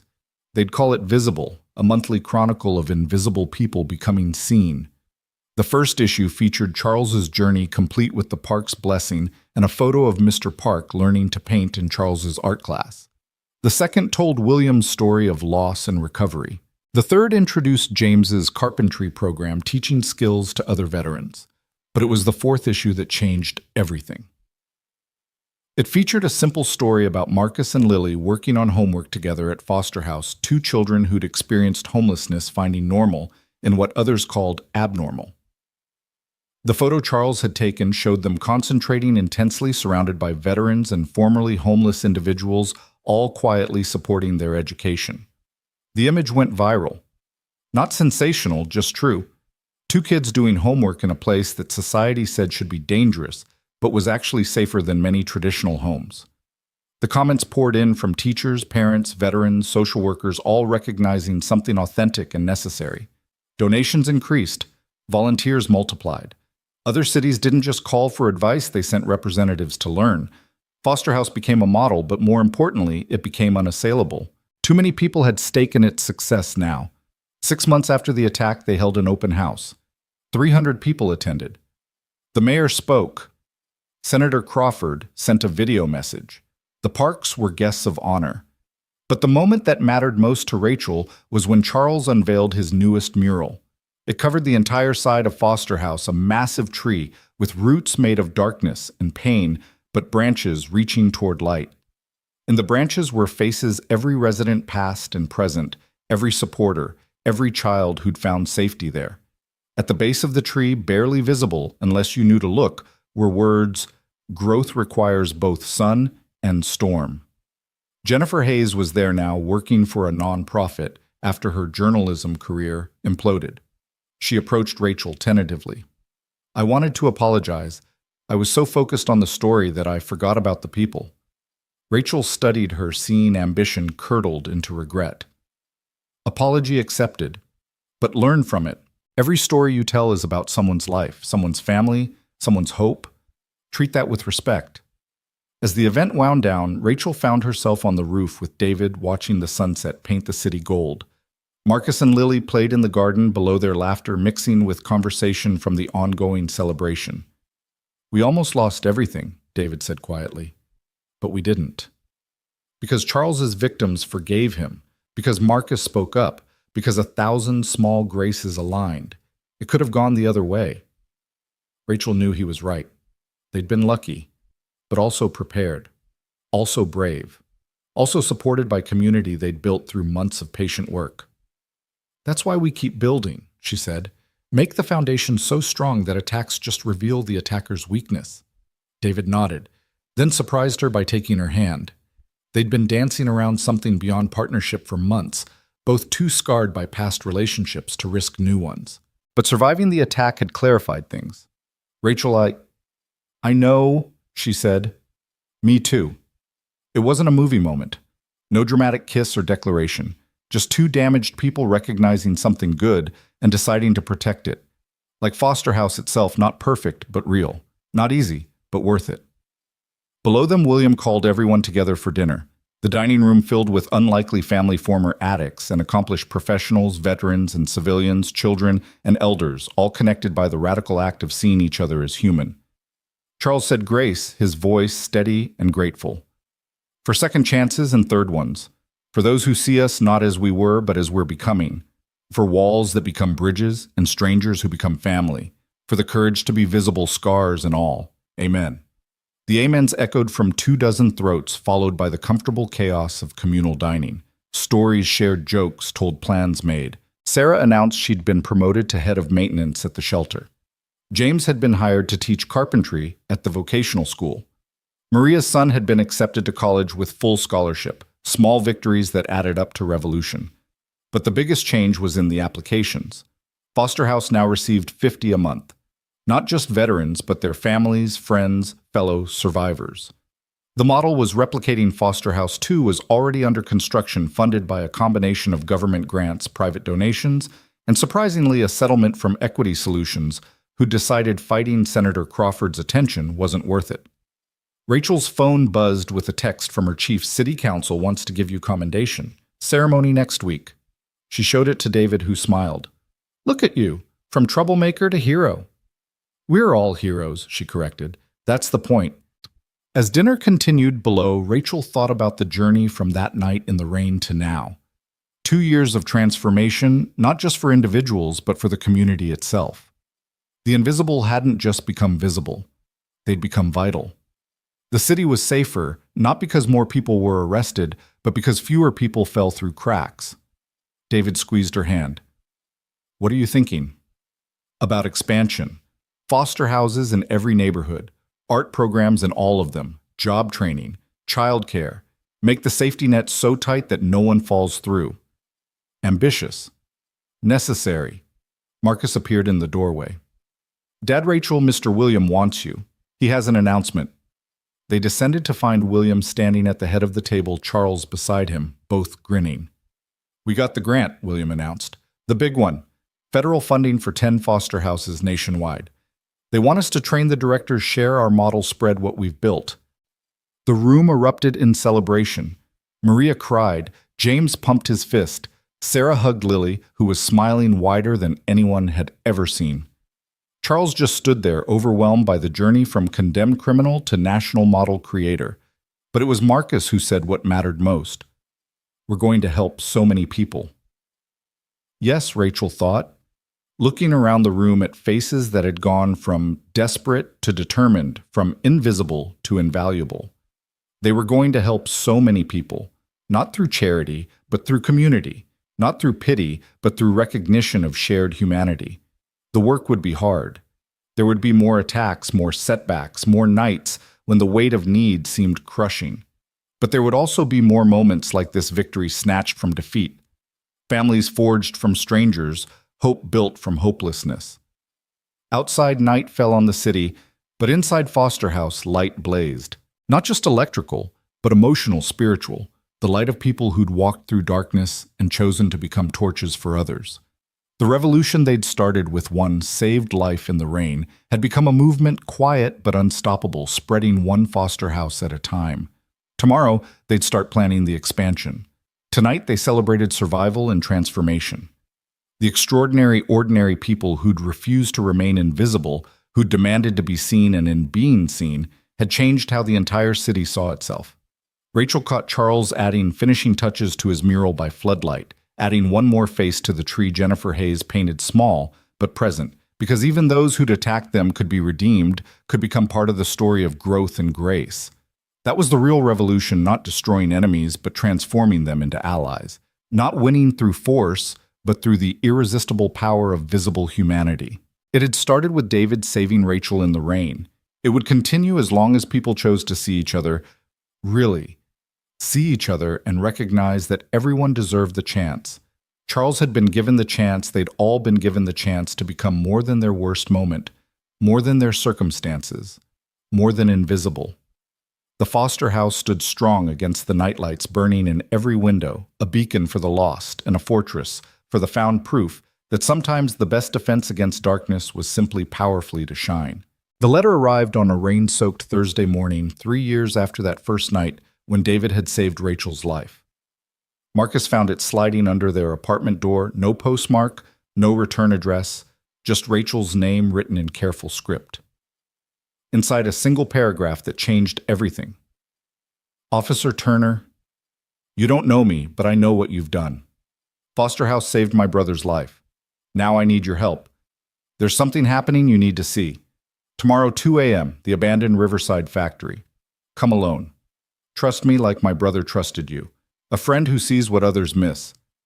Rachel showed it to David immediately. His tactical mind went to work analyzing threats, considering possibilities. It could be a trap. Equity Solutions still has grudges, or someone else we've crossed. Or it could be someone who needs help. You can't go alone. The letter says, I don't care what it says. David's voice carried the edge it got when Marcus was threatened, when family was at risk. Because that's what they'd become, family. Not officially, not legally, but in every way that mattered. I'm coming with you. Rachel knew better than to argue when he used that tone. They'd learned to read each other's limits over the years, to know when to push and when to accept. This was acceptance time. The Riverside factory loomed against the night sky like a rotting tooth, 6 stories of broken windows and rusted fire escapes. Once it had employed 3,000 people manufacturing textiles that clothed half the state. Now it sheltered rats and rumors, the kind of place where people disappeared and nobody asked questions. David, parked 3 blocks away, approached from the south while Rachel took the main entrance. They'd done this dance before him, as invisible backup, her as visible presence. Their earpieces crackled with shared breath as they entered the darkness. Second floor, David whispered. Movement. Rachel climbed the stairs, each step echoing despite her efforts at silence. The second floor opened into a vast space machinery shadows, creating a forest of metal and memory. At the far end, a figure stood backlit by a camping lantern. Young, maybe 25, wearing a hooded sweatshirt that couldn't hide the military bearing. Female Rachel realized as she got closer with eyes that had seen too much too young. Officer Turner, thank you for coming. The woman's voice was steady but strained. My name is Jessica Martinez. My brother Tony lives at Foster House. You helped him after he got back from Afghanistan. Rachel remembered Tony's severe PTSD, traumatic brain injury, suicide attempts. Foster House had been his last chance, and it had worked. 6 months of patient support, Charles's art therapy. William's veteran wisdom, and Tony had stabilized. Last she'd heard, he was working construction and dating a nurse from the VA. Tony's doing well, Rachel said carefully. Because of you, because of Foster House. Jessica pulled back her hood, revealing close-cropped hair and a bruise fading on her left cheek. That's why I'm here. There are others who need what Tony got, but they can't come forward, not officially. Why not? Jessica glanced around nervously. Because they're not supposed to exist. Before Rachel could respond, footsteps echoed through the factory. Not David's careful movement, multiple people moving with purpose. Jessica's hand went to her waistband where Rachel glimpsed a pistol. Did you set me up? Rachel's hand found her own weapon. No, they must have followed you. Or me. Damn it! Jessica grabbed the lantern, smashing it against the ground, plunging them into darkness. This way! Quick! They ran through the maze of machinery, Jessica leading with surprising confidence. Behind them, voices shouted, flashlight beams swept the space. Rachel's earpiece crackled, David reporting 4 hostiles, maybe more, converging on their position. A door appeared in the darkness. Jessica yanked it open, revealing stairs going down. Underground tunnels. They connect to the storm system. Rachel hesitated. Following an armed stranger into underground tunnels violated every protocol, but something in Jessica's desperation, her genuine fear, made the decision. They descended into darkness that smelled of rust and decay.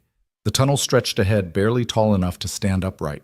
Water dripped steadily and things scurried away from their footsteps. "David going underground," Rachel whispered into her mic. "Southeast corner service tunnel." "Copy. Circling back. Watch your six."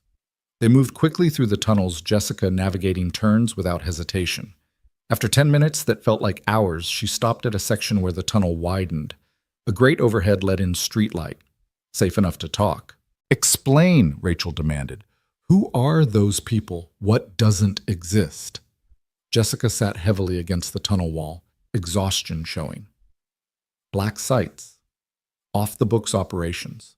Some military, some contractors, some nobody claims. People like my brother weren't the only ones broken by war. Some got broken by what they were ordered to do after. Things that officially never happened. Rachel felt cold that had nothing to do with the tunnel. "You're talking about veterans who can't get help because their service doesn't exist on paper. Men and women who did terrible things under orders and now can't live with it. But they can't go to the VA because their records are sealed or destroyed. Can't get therapy because they can't talk about what happened. They're killing themselves, Officer Turner. One by one in silence because the country that used them pretends they don't exist. How many? In this city, maybe 30. Nationwide, hundreds. Maybe thousands." Jessica pulled out a phone, showed Rachel photos. Men and women, all ages, all carrying that 1,000-yard stare Rachel had learned to recognize. They need what Foster House provides: community, understanding, a place to exist without questions. Foster House has to follow regulations, background checks, documentation. I know, that's why I'm not asking you to take them to Foster House. Jessica stood, resolution hardening her features. I'm asking you to help me create something new, something specifically for them. Footsteps echoed through the tunnels. David's voice crackled through the earpiece. "They're in the system, multiple entry points. You need to move." Jessica led them deeper through passages that narrowed and widened past junction points marked with symbols Rachel didn't recognize. Finally, they emerged through a drainage grate into an alley behind a row of warehouses. A van waited, engine running. Behind the wheel sat a man Rachel recognized with a shock, Michael Reeves, who'd supposedly died in Syria 2 years ago. She'd attended his memorial service, comforted his widow. "Hello, Officer Turner," Michael said quietly. "Sorry about the funeral. It was necessary." The world tilted. Rachel grabbed the van for support. "You're dead. Your wife, your kids, they think you're dead. It's better than knowing what I became, what I did." His hands gripped the wheel with white-knuckle force. "Get in! Those weren't random thugs in the factory. They're contractors cleaning up loose ends. We need to move." David materialized from the shadows, weapon drawn, but not quite aimed. "Rachel, what the hell is happening?" "I wish I knew." She made a decision based on instinct, the same instinct that had made her stop that night in the rain. "We're getting in the van." The ride was silent, except for Jessica giving directions. They ended up at a warehouse that looked abandoned from outside, but hummed with hidden life inside. The space had been converted, military precision evident in the layout. Cots lined one wall, a kitchen area occupied a corner, and a dozen people looked up as they entered. Rachel recognized the look in their eyes, the same haunted exhaustion she'd seen in David when they first met in William, dying in the textile factory, and Charles fighting his past. But underneath was something else: fear of discovery, of consequences for things they couldn't speak about.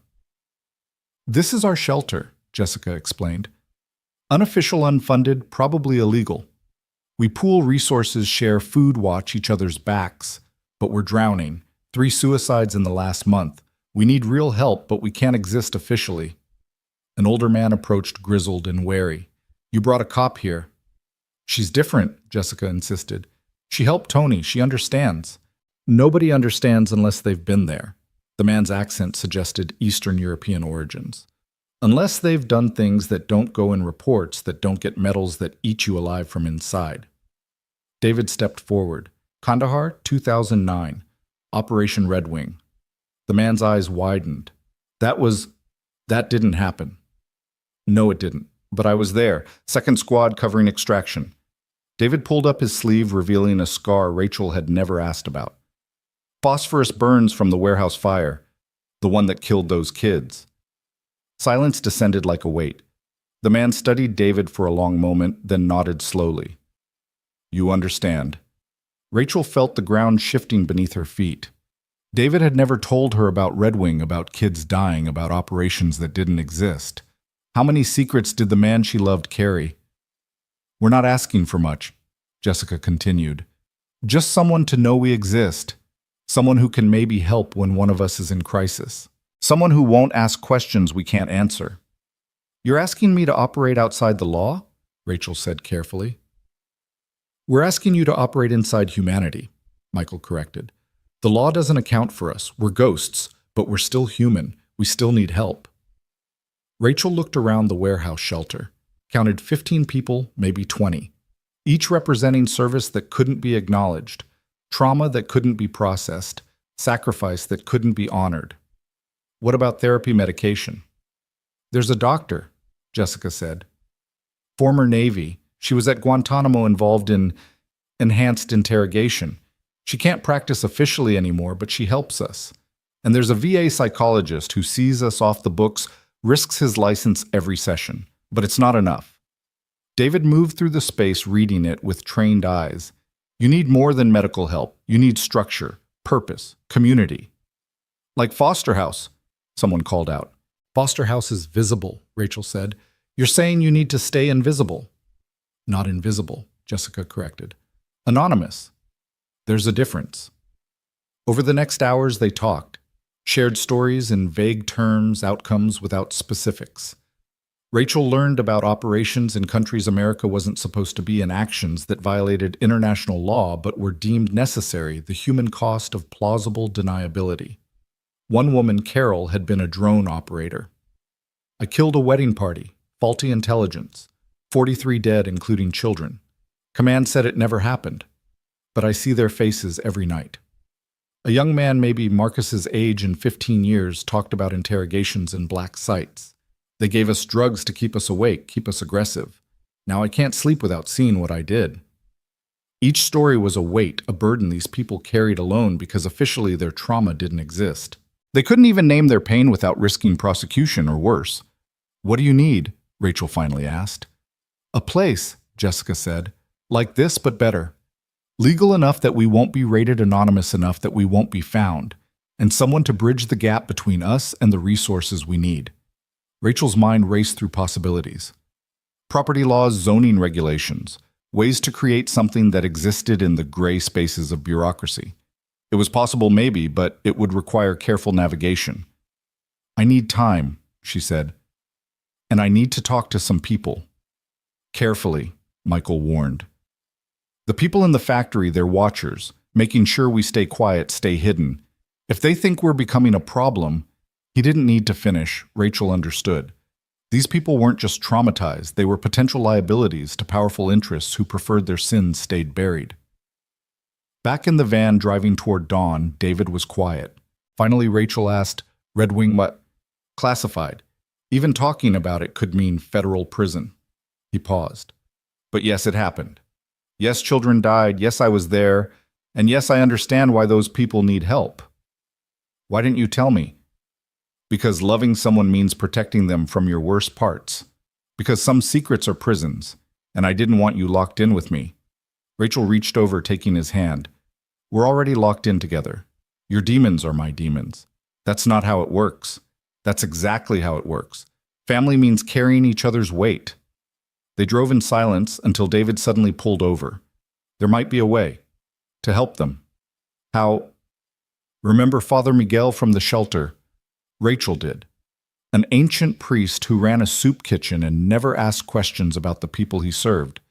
His church was one of the oldest in the city with Byzantine property rights that predated modern zoning laws. He has that abandoned rectory, David continued, the one behind the church. 3 stories, good bones, isolated enough for privacy, but close enough to resources. Would he do it? Miguel was a chaplain in Vietnam. He knows about secrets that eat souls he might understand. They met with Father Miguel that afternoon in his cluttered office that smelled of coffee and old books. The priest listened without interrupting as Rachel explained carefully, vaguely, about veterans who needed help but couldn't exist officially. "Ghost soldiers," Miguel said when she finished. "I've known many. They confess to me sometimes things that happened in places that don't exist to people who were never there." "Can you help?" Miguel studied them with eyes that had seen 7 decades of human frailty and resilience. "The rectory is church property, protected by religious freedom laws. What happens there is between God and conscience. We'd need to renovate, make it livable. I know contractors who don't ask questions, parishioners who donate materials that fall off trucks. The Lord provides especially for those who've already been to hell." Within a month, the rectory transformation began. Officially, it was becoming a meditation retreat for spiritual healing. Unofficially, Jessica and her people worked at night, turning it into a sanctuary for ghost soldiers. No names on leases, no official records, just anonymous space for people who didn't exist to start existing again. Rachel navigated the legal maze with skills learned from 3 years of bending rules for Foster House. David provided tactical planning security measures, escape routes if needed. William, once he learned about it, contributed his veteran network people who could provide services without documentation. Charles painted murals in the common areas, abstract pieces that somehow captured the feeling of carrying unspeakable secrets. When asked who they were for, he simply said, "People who need beauty more than answers." The first official resident was Carol, the drone operator. She arrived with a single backpack and eyes that hadn't closed properly in months. Father Miguel blessed the space, offering absolution for sins that couldn't be named. "You're safe here," he told her. "God knows what happened, even if history won't." The Ghost Soldier Sanctuary, as David privately called it, grew slowly. Never more than a dozen residents at a time, cycling through as they stabilized. Some eventually transitioned to Foster House under assumed names. Others disappeared back into shadow, but with skills to cope, connections to maintain knowledge that they weren't alone. The doctor Jessica had mentioned, Dr. Elizabeth Chen, no relation to David, set up an unofficial clinic in the basement. She'd lost her license for refusing to participate in enhanced interrogations, but her hands still knew how to heal. The VA psychologist, Dr. Marcus Williams, held group sessions where the only rule was that specifics stayed unspoken. They talked around their trauma using metaphors and analogies, finding ways to process pain without naming operations or locations. 3 months into the sanctuary's operation, crisis arrived. One of the residents, a man known only as Tom, had a psychotic break. Flashbacks to something that happened in Somalia or maybe Yemen, geography blurred when operations didn't exist. He barricaded himself in his room with a weapon, seeing enemies in shadows. Rachel and David responded to Jessica's call. The police couldn't be involved, too many questions. The VA couldn't help, Tom didn't exist in their system. It was just them facing a trained operator in full paranoid crisis. "Let me try," David said, and Rachel heard in his voice the echo of his own breaks, his own nights fighting wars that had officially ended.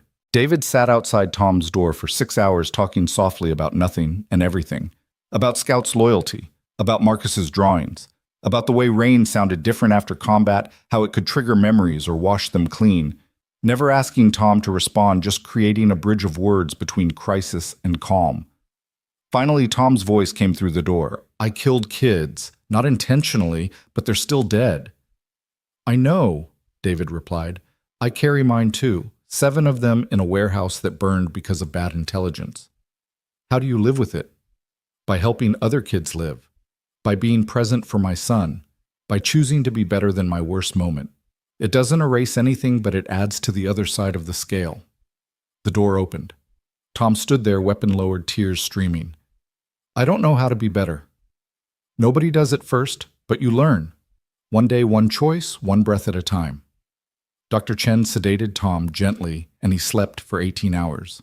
When he woke, the crisis had passed, but the conversation with David had planted something, not hope exactly, but the possibility of hope. Word spread through invisible networks. Ghost soldiers from other cities inquired about Sanctuary. Rachel found herself fielding calls from people who officially didn't exist, creating an underground railroad of healing for America's most secret casualties. But success brought attention. The contractors who'd chased them through the factory hadn't given up. They watched, waited, looked for weakness. Rachel started noticing surveillance vehicles that appeared too often, faces that turned away too quickly. "They're going to move against us," Jessica warned during one of their planning meetings. "Too many people know now. Someone will talk or sell out or make a mistake." "So we get ahead of it," Rachel suggested. "Control the narrative." "How? We can't go public. Half these people would be arrested or assassinated if their stories came out." David had been quiet, but now he spoke. "We don't reveal the stories, we reveal the need." He outlined a plan that was ambitious and dangerous. Invite select journalists, the kind with reputations for protecting sources. Show them the sanctuary without revealing operations or identities. Create public pressure for official recognition of ghost soldiers without exposing individual ghosts. "It's risky," Father Miguel said, "but so is doing nothing." They chose carefully. 3 journalists with track records of ethical reporting and source protection. Rachel coordinated the visits, David provided security. Jessica managed the residents' anonymity. The stories that emerged were masterpieces of revealed truth and protected secrets. Veterans who don't exist.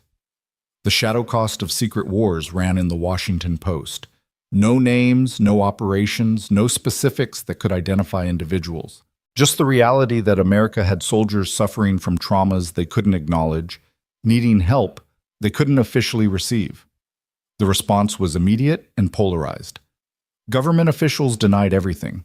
Veterans groups demanded investigations. Civil rights lawyers offered pro bono services.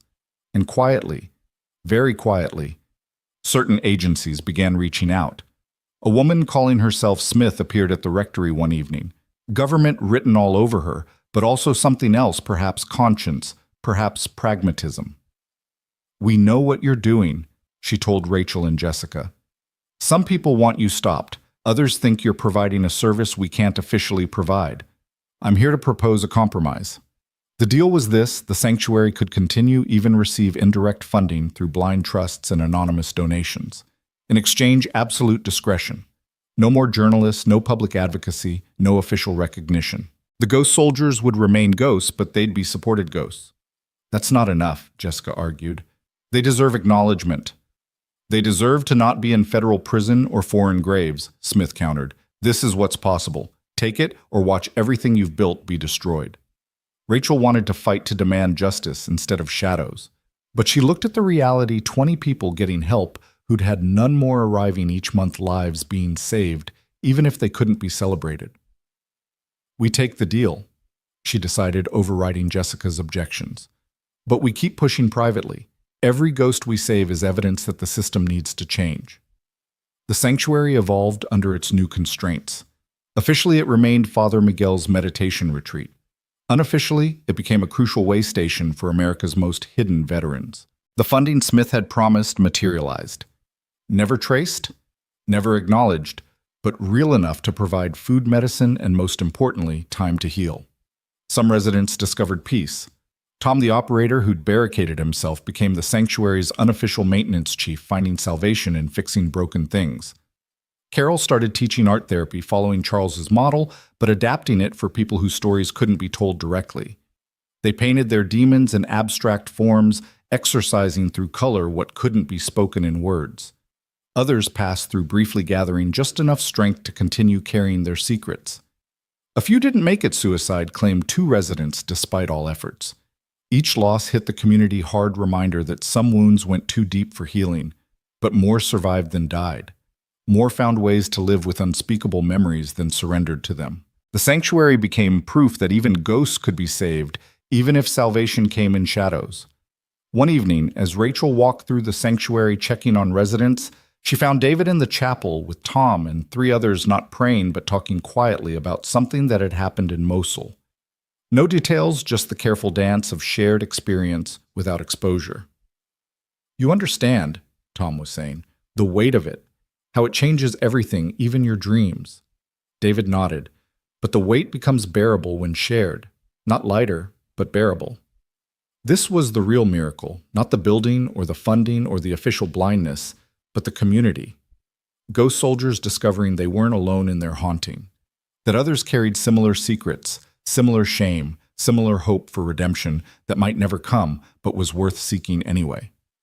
As Rachel left them to their careful communion, she thought about the journey from that night in the rain to now.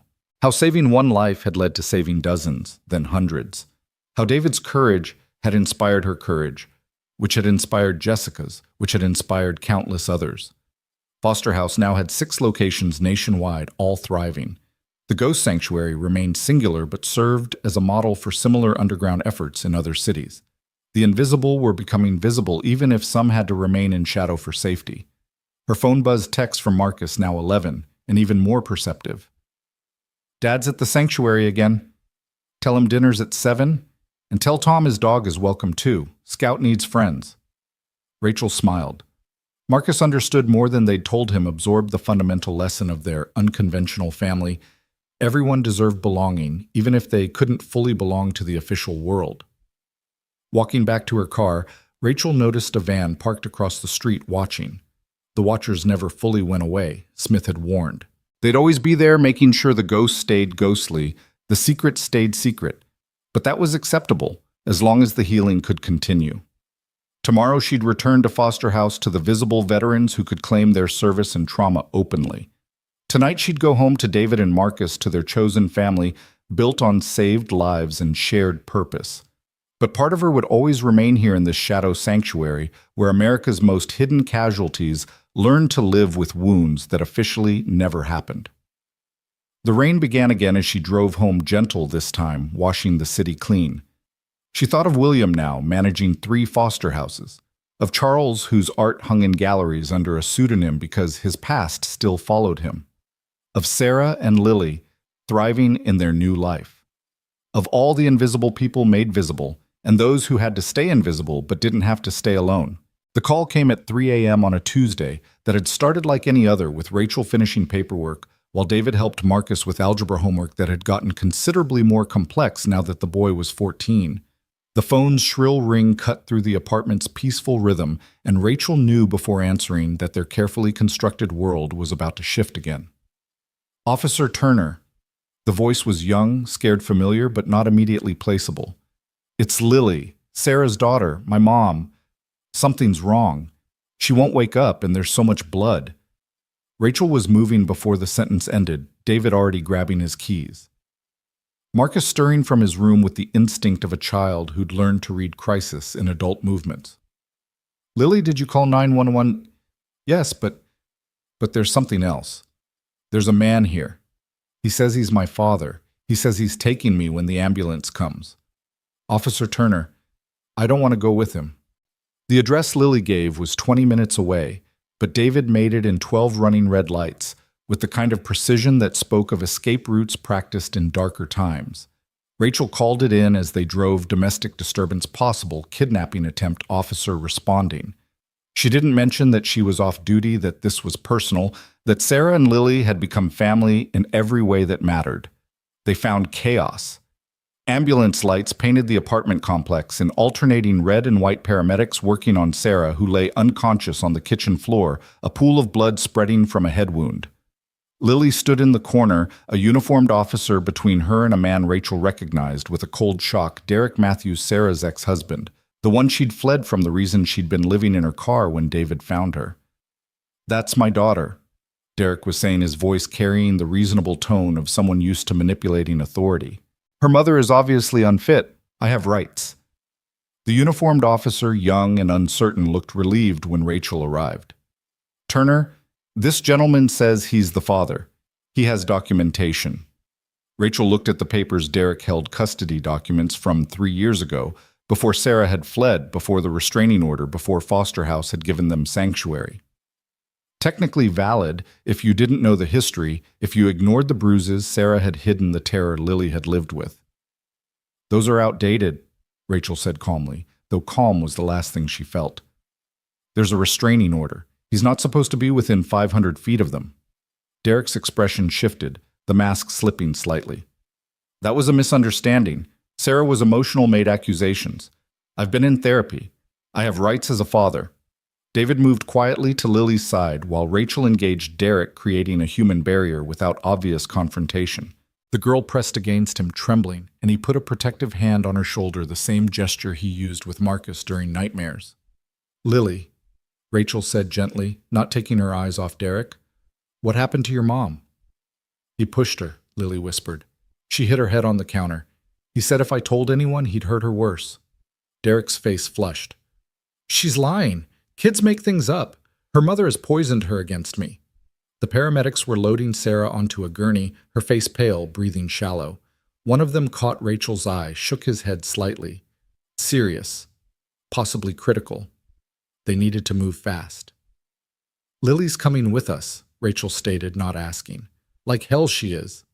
Derek stepped forward, and suddenly the reasonable mask vanished entirely.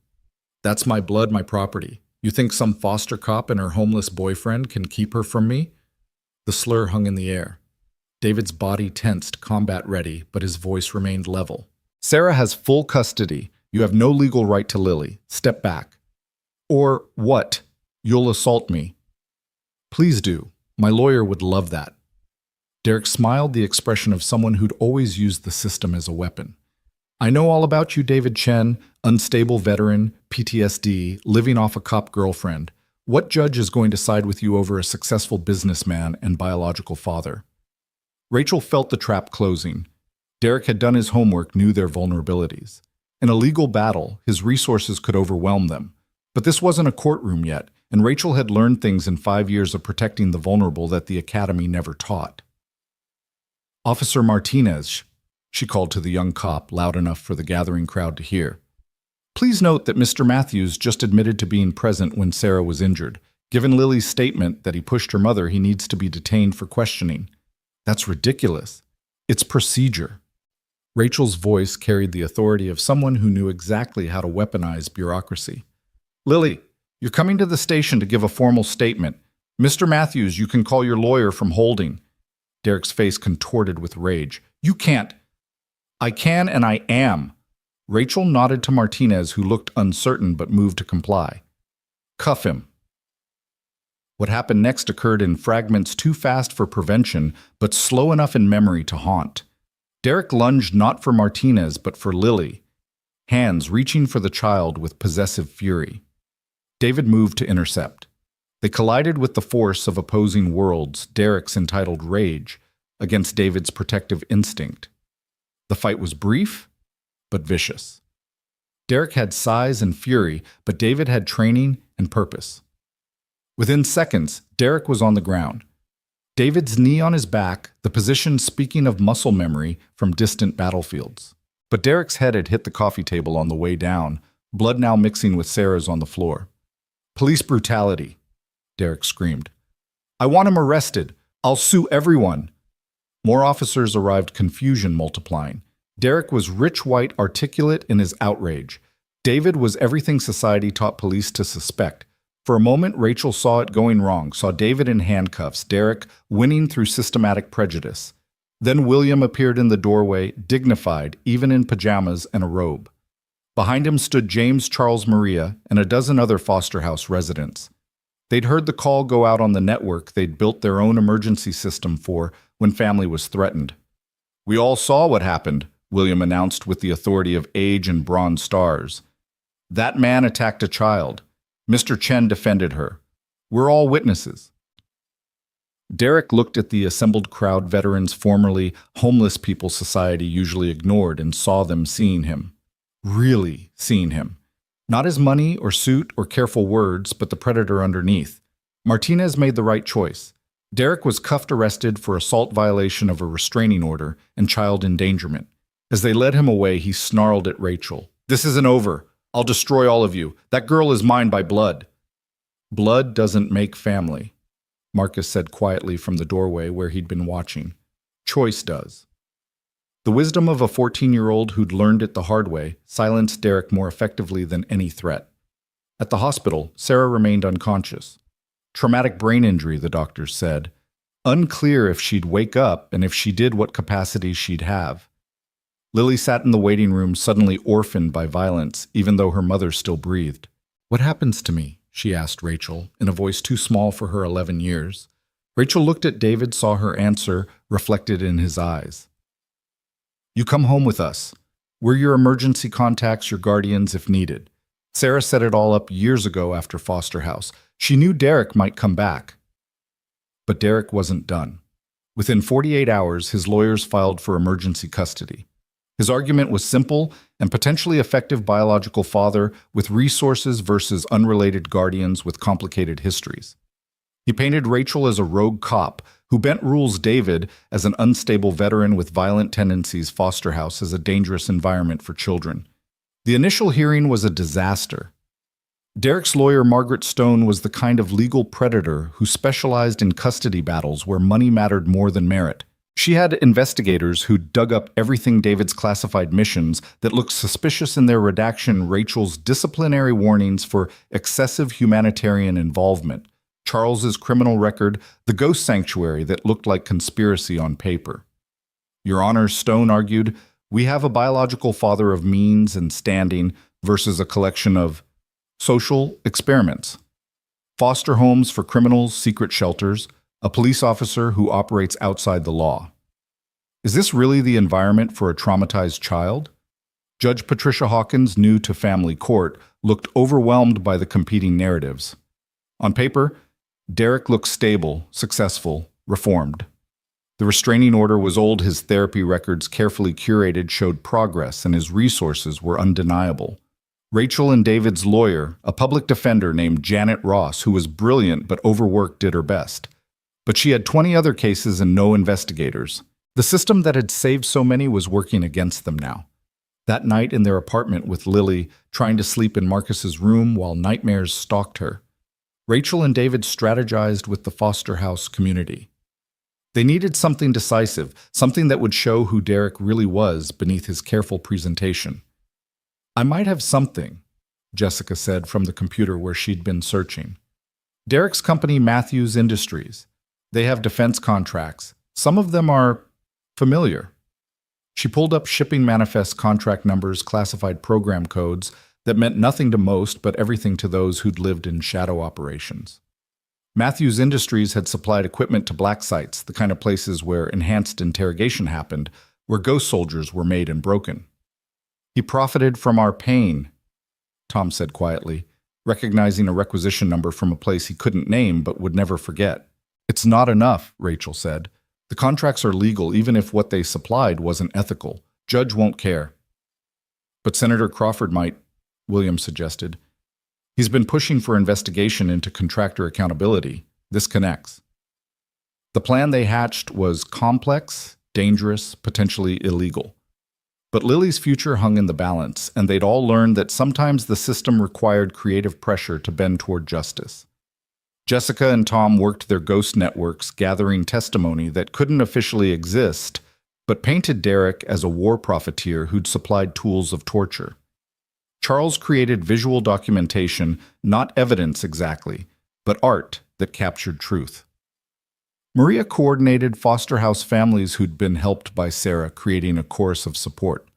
Marcus, showing his father's tactical mind, suggested they needed Derek to reveal himself, not just be exposed.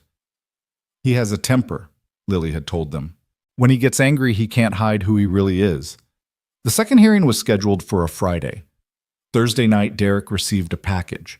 Inside were Charles's paintings, abstract but unmistakable depictions of implements Matthews Industries had provided tools that had broken bodies and minds. No accusation, no threat, just art that spoke truth. Derek arrived at court furious, his careful composure cracked. Stone tried to calm him, but rage had taken root. When he saw the Foster House contingent in the gallery, 20 strong, all people Sarah had helped. Something snapped. During cross-examination, Janet Ross was brilliant. She asked simple questions that Derek should have answered simply. But he was seeing ghosts in the gallery, recognizing Tom and others who'd survived places his equipment had helped create. His answers became erratic, aggressive. Mr. Matthews, why did Sarah leave you? Because she was weak, couldn't handle discipline. Discipline. A man has rights in his own home, authority. Over his wife and daughter, they're mine. The possessive fury broke through. My blood, my property, my right to shape as I see fit. Janet let the words hang. Let the court reporter capture them. let Judge Hawkins see the predator Derek had always been. But the decisive moment came from an unexpected source. Senator Crawford himself entered the courtroom not as a senator, but as a character witness. William had called in his ultimate favor. "Your Honor," Crawford said after being sworn in, "I'm here to speak about Sarah Mitchell and the family that has cared for her daughter. I've investigated Mr. Matthews' business dealings as part of a federal inquiry I cannot discuss in detail. What I can say is that no child should be placed in his custody. The foster family requesting guardianship Officer Turner and Mr. Chen represent the best of American values. They've saved lives, including veterans under my committee's purview. Lily would be safe with them. With her biological father, she would be in danger." The weight of a senator's testimony, carefully worded to avoid classification, but clear in its message, tipped the scales. But Derek made one last desperate play. "She's my blood!" he shouted, standing despite his lawyer's attempts to restrain him. "You can't give my daughter to some cop and her broken veteran boyfriend. I have rights." "You have no rights to a child you traumatized," Judge Hawkins said, her uncertainty crystallizing into conviction. "Biology doesn't override safety. Temporary guardianship is awarded to Officer Turner and Mr. Chen pending Sarah Mitchell's recovery. Mr. Matthews, you're remanded for violation of court order and contempt." As bailiffs moved toward Derek, he lunged again, not for Lily this time, but for David. "You took everything from me." David didn't move, didn't flinch. "No, you threw it away. We just caught what you discarded." The tackle from the bailiffs was rough but necessary. Derek went down screaming about lawsuits and revenge, but his voice faded as they dragged him away. The war profiteer who'd supplied suffering was finally experiencing consequence. In the hallway, after Lily hugged David and Rachel simultaneously, her thin arms trying to encompass both. "Does this mean I can stay as long as you want?" Rachel promised. "What about Mom?" That was the harder question. Sarah remained unconscious, machines breathing for her brain activity, minimal but present. The doctors gave no timeline, no real hope, just the terrible limbo of traumatic injury. They developed a routine. Morning visits before school, evening visits after. Lily read to her mother, telling her about her days maintaining connection to a consciousness that might or might not hear. Marcus often came to understanding the weight of potentially losing a parent, offering the quiet companionship of shared experience. 3 weeks into the new arrangement, as autumn painted the city in gold and amber, Sarah's eyes opened. Not fully. Not with recognition, but opened. Lily was reading from a book about dragons, Sarah's favorite from when Lily was small and saw the flutter of eyelashes. "Mom?" Sarah's eyes tracked toward the voice, focusing with obvious effort. Her mouth moved no sound at first, then a whisper, "Lily." The celebration was quiet, but profound. Sarah's recovery would be long, possibly incomplete. The injury had taken things fine motor control, some memory, the easy confidence she'd rebuilt at Foster House. But she was alive, aware, and fighting. Derek's trial became a sensation. The connection to defense contractors and black sites carefully leaked by Jessica through untraceable channels painted him as symbol of everything wrong with the military-industrial complex. His wealth became liability, his connection suspicious. Matthews Industries lost its contracts. Derek himself got 5 years for assault and child endangerment, though his lawyers would likely reduce it to 2. But the real victory was smaller, quieter. It was Lily doing homework at the kitchen table while Marcus helped with math. It was Sarah relearning to walk with David's support, his understanding of traumatic injury, making him the perfect coach. It was Rachel navigating the legal system to formalize guardianship, ensuring Lily would never be vulnerable to biological claims again. One evening, as the extended family gathered for dinner at Foster House, a tradition that had grown to include 40 regular attendees, William stood to speak. 5 years ago, I nearly died alone in an abandoned building. Today, I sit at a table with family I chose and who chose me. We've all been broken. Sarah's injury reminds us that breaking can happen again suddenly, unfairly. But this time, she didn't face it alone. Neither did Lily. That's the revolution we've created, not changing the system overnight, but ensuring no one faces their breaking alone. Charles had painted a new mural during Sarah's recovery. It showed a tree, his signature image, but this one was different. The roots were visible above ground, intertwining, creating a network of support that held the tree upright despite the storm painted in the background. In the branches were faces, everyone at the table, and more, the visible and invisible, all connected. "It's beautiful," Sarah said from her wheelchair, speech slow but clear. "We're all holding each other up." "That's the point," Charles replied. "No single root is strong enough alone. But together, we're unbreakable." The ghost sanctuary had evolved too. Smith, the government handler, had quietly increased funding after Derek's trial revealed the human cost of black operations. More ghosts found their way to Father Miguel's rectory, found peace in anonymous community. Some, like Tom, eventually transitioned to public life. Their past sealed, but their future open. Others remained shadows, but shadows with support, no longer alone in their darkness. Jessica had started a newsletter, encrypted, anonymous but real, connecting ghost soldiers nationwide. Stories shared without names, resources offered without documentation, hope spreading through invisible networks. The government watched, but didn't interfere, perhaps recognizing that this underground healing served their interests better than suicides and psychotic breaks. One morning, Rachel found David on the roof of their building watching the sunrise. It was a ritual he'd developed, greeting each day he'd survived, each dawn, that meant another chance to be better than his worst moments. "Thinking about Derek?" she asked, joining him. "Thinking about cycles," he corrected. "Derek perpetuated trauma, supplied tools for it, inflicted it on his family. We're trying to break those cycles, but sometimes I wonder if we're just treating symptoms." "Maybe, but symptoms matter to the people experiencing them. Sarah matters. Lily matters. Every person at Foster House matters." David pulled her close, and they stood watching the city wake. 5 years since that night in the rain, their family had grown from 3 to dozens, their impact from one saved life to hundreds. The system hadn't changed much. Poverty still created invisibility. Trauma still went untreated. Veterans still fell through cracks. But in their corner of the city, they'd woven a net of human connection that caught the falling. Marcus appeared on the roof, taller now at 14, carrying coffee for all three. "Lily's making breakfast. She says if you're not down in 5 minutes, she's giving your bacon to Scout." The dog, gray now around her muzzle, but still loyal, wagged her tail at the mention of bacon. The family descended together, finding their apartment full of chosen family. Sarah was at the stove, despite her limitations, Lily helping her, the two of them rebuilding their relationship with each careful movement. William had stopped by with news about Foster House 7's opening.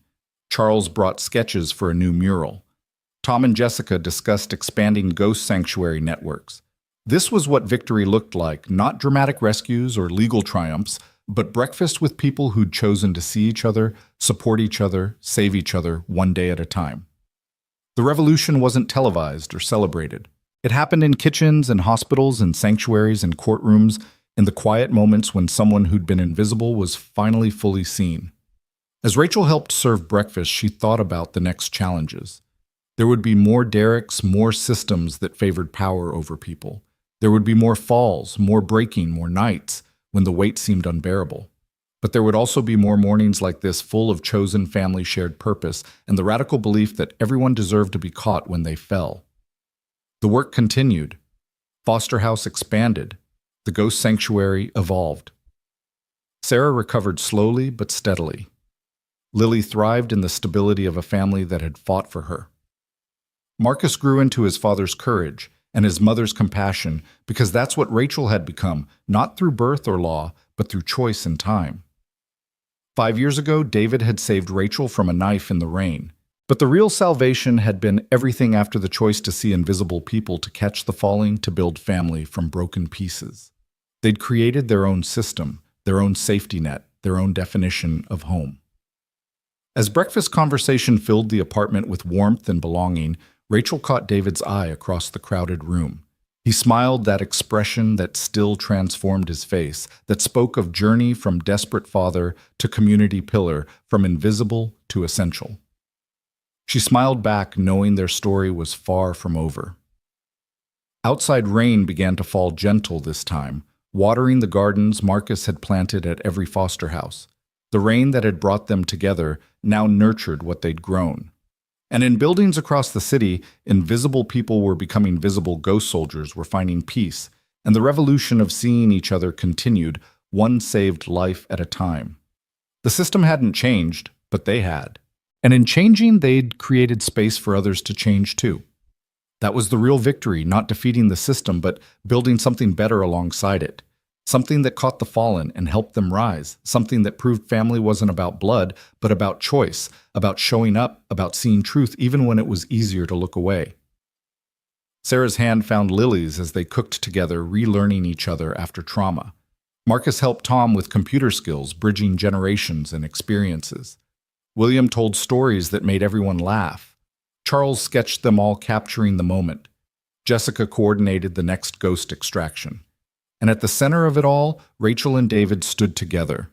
Partners in the deepest sense, two people who'd saved each other and then kept saving others, building a family that couldn't be broken because it had been forged from breaking and chosen wholeness anyway.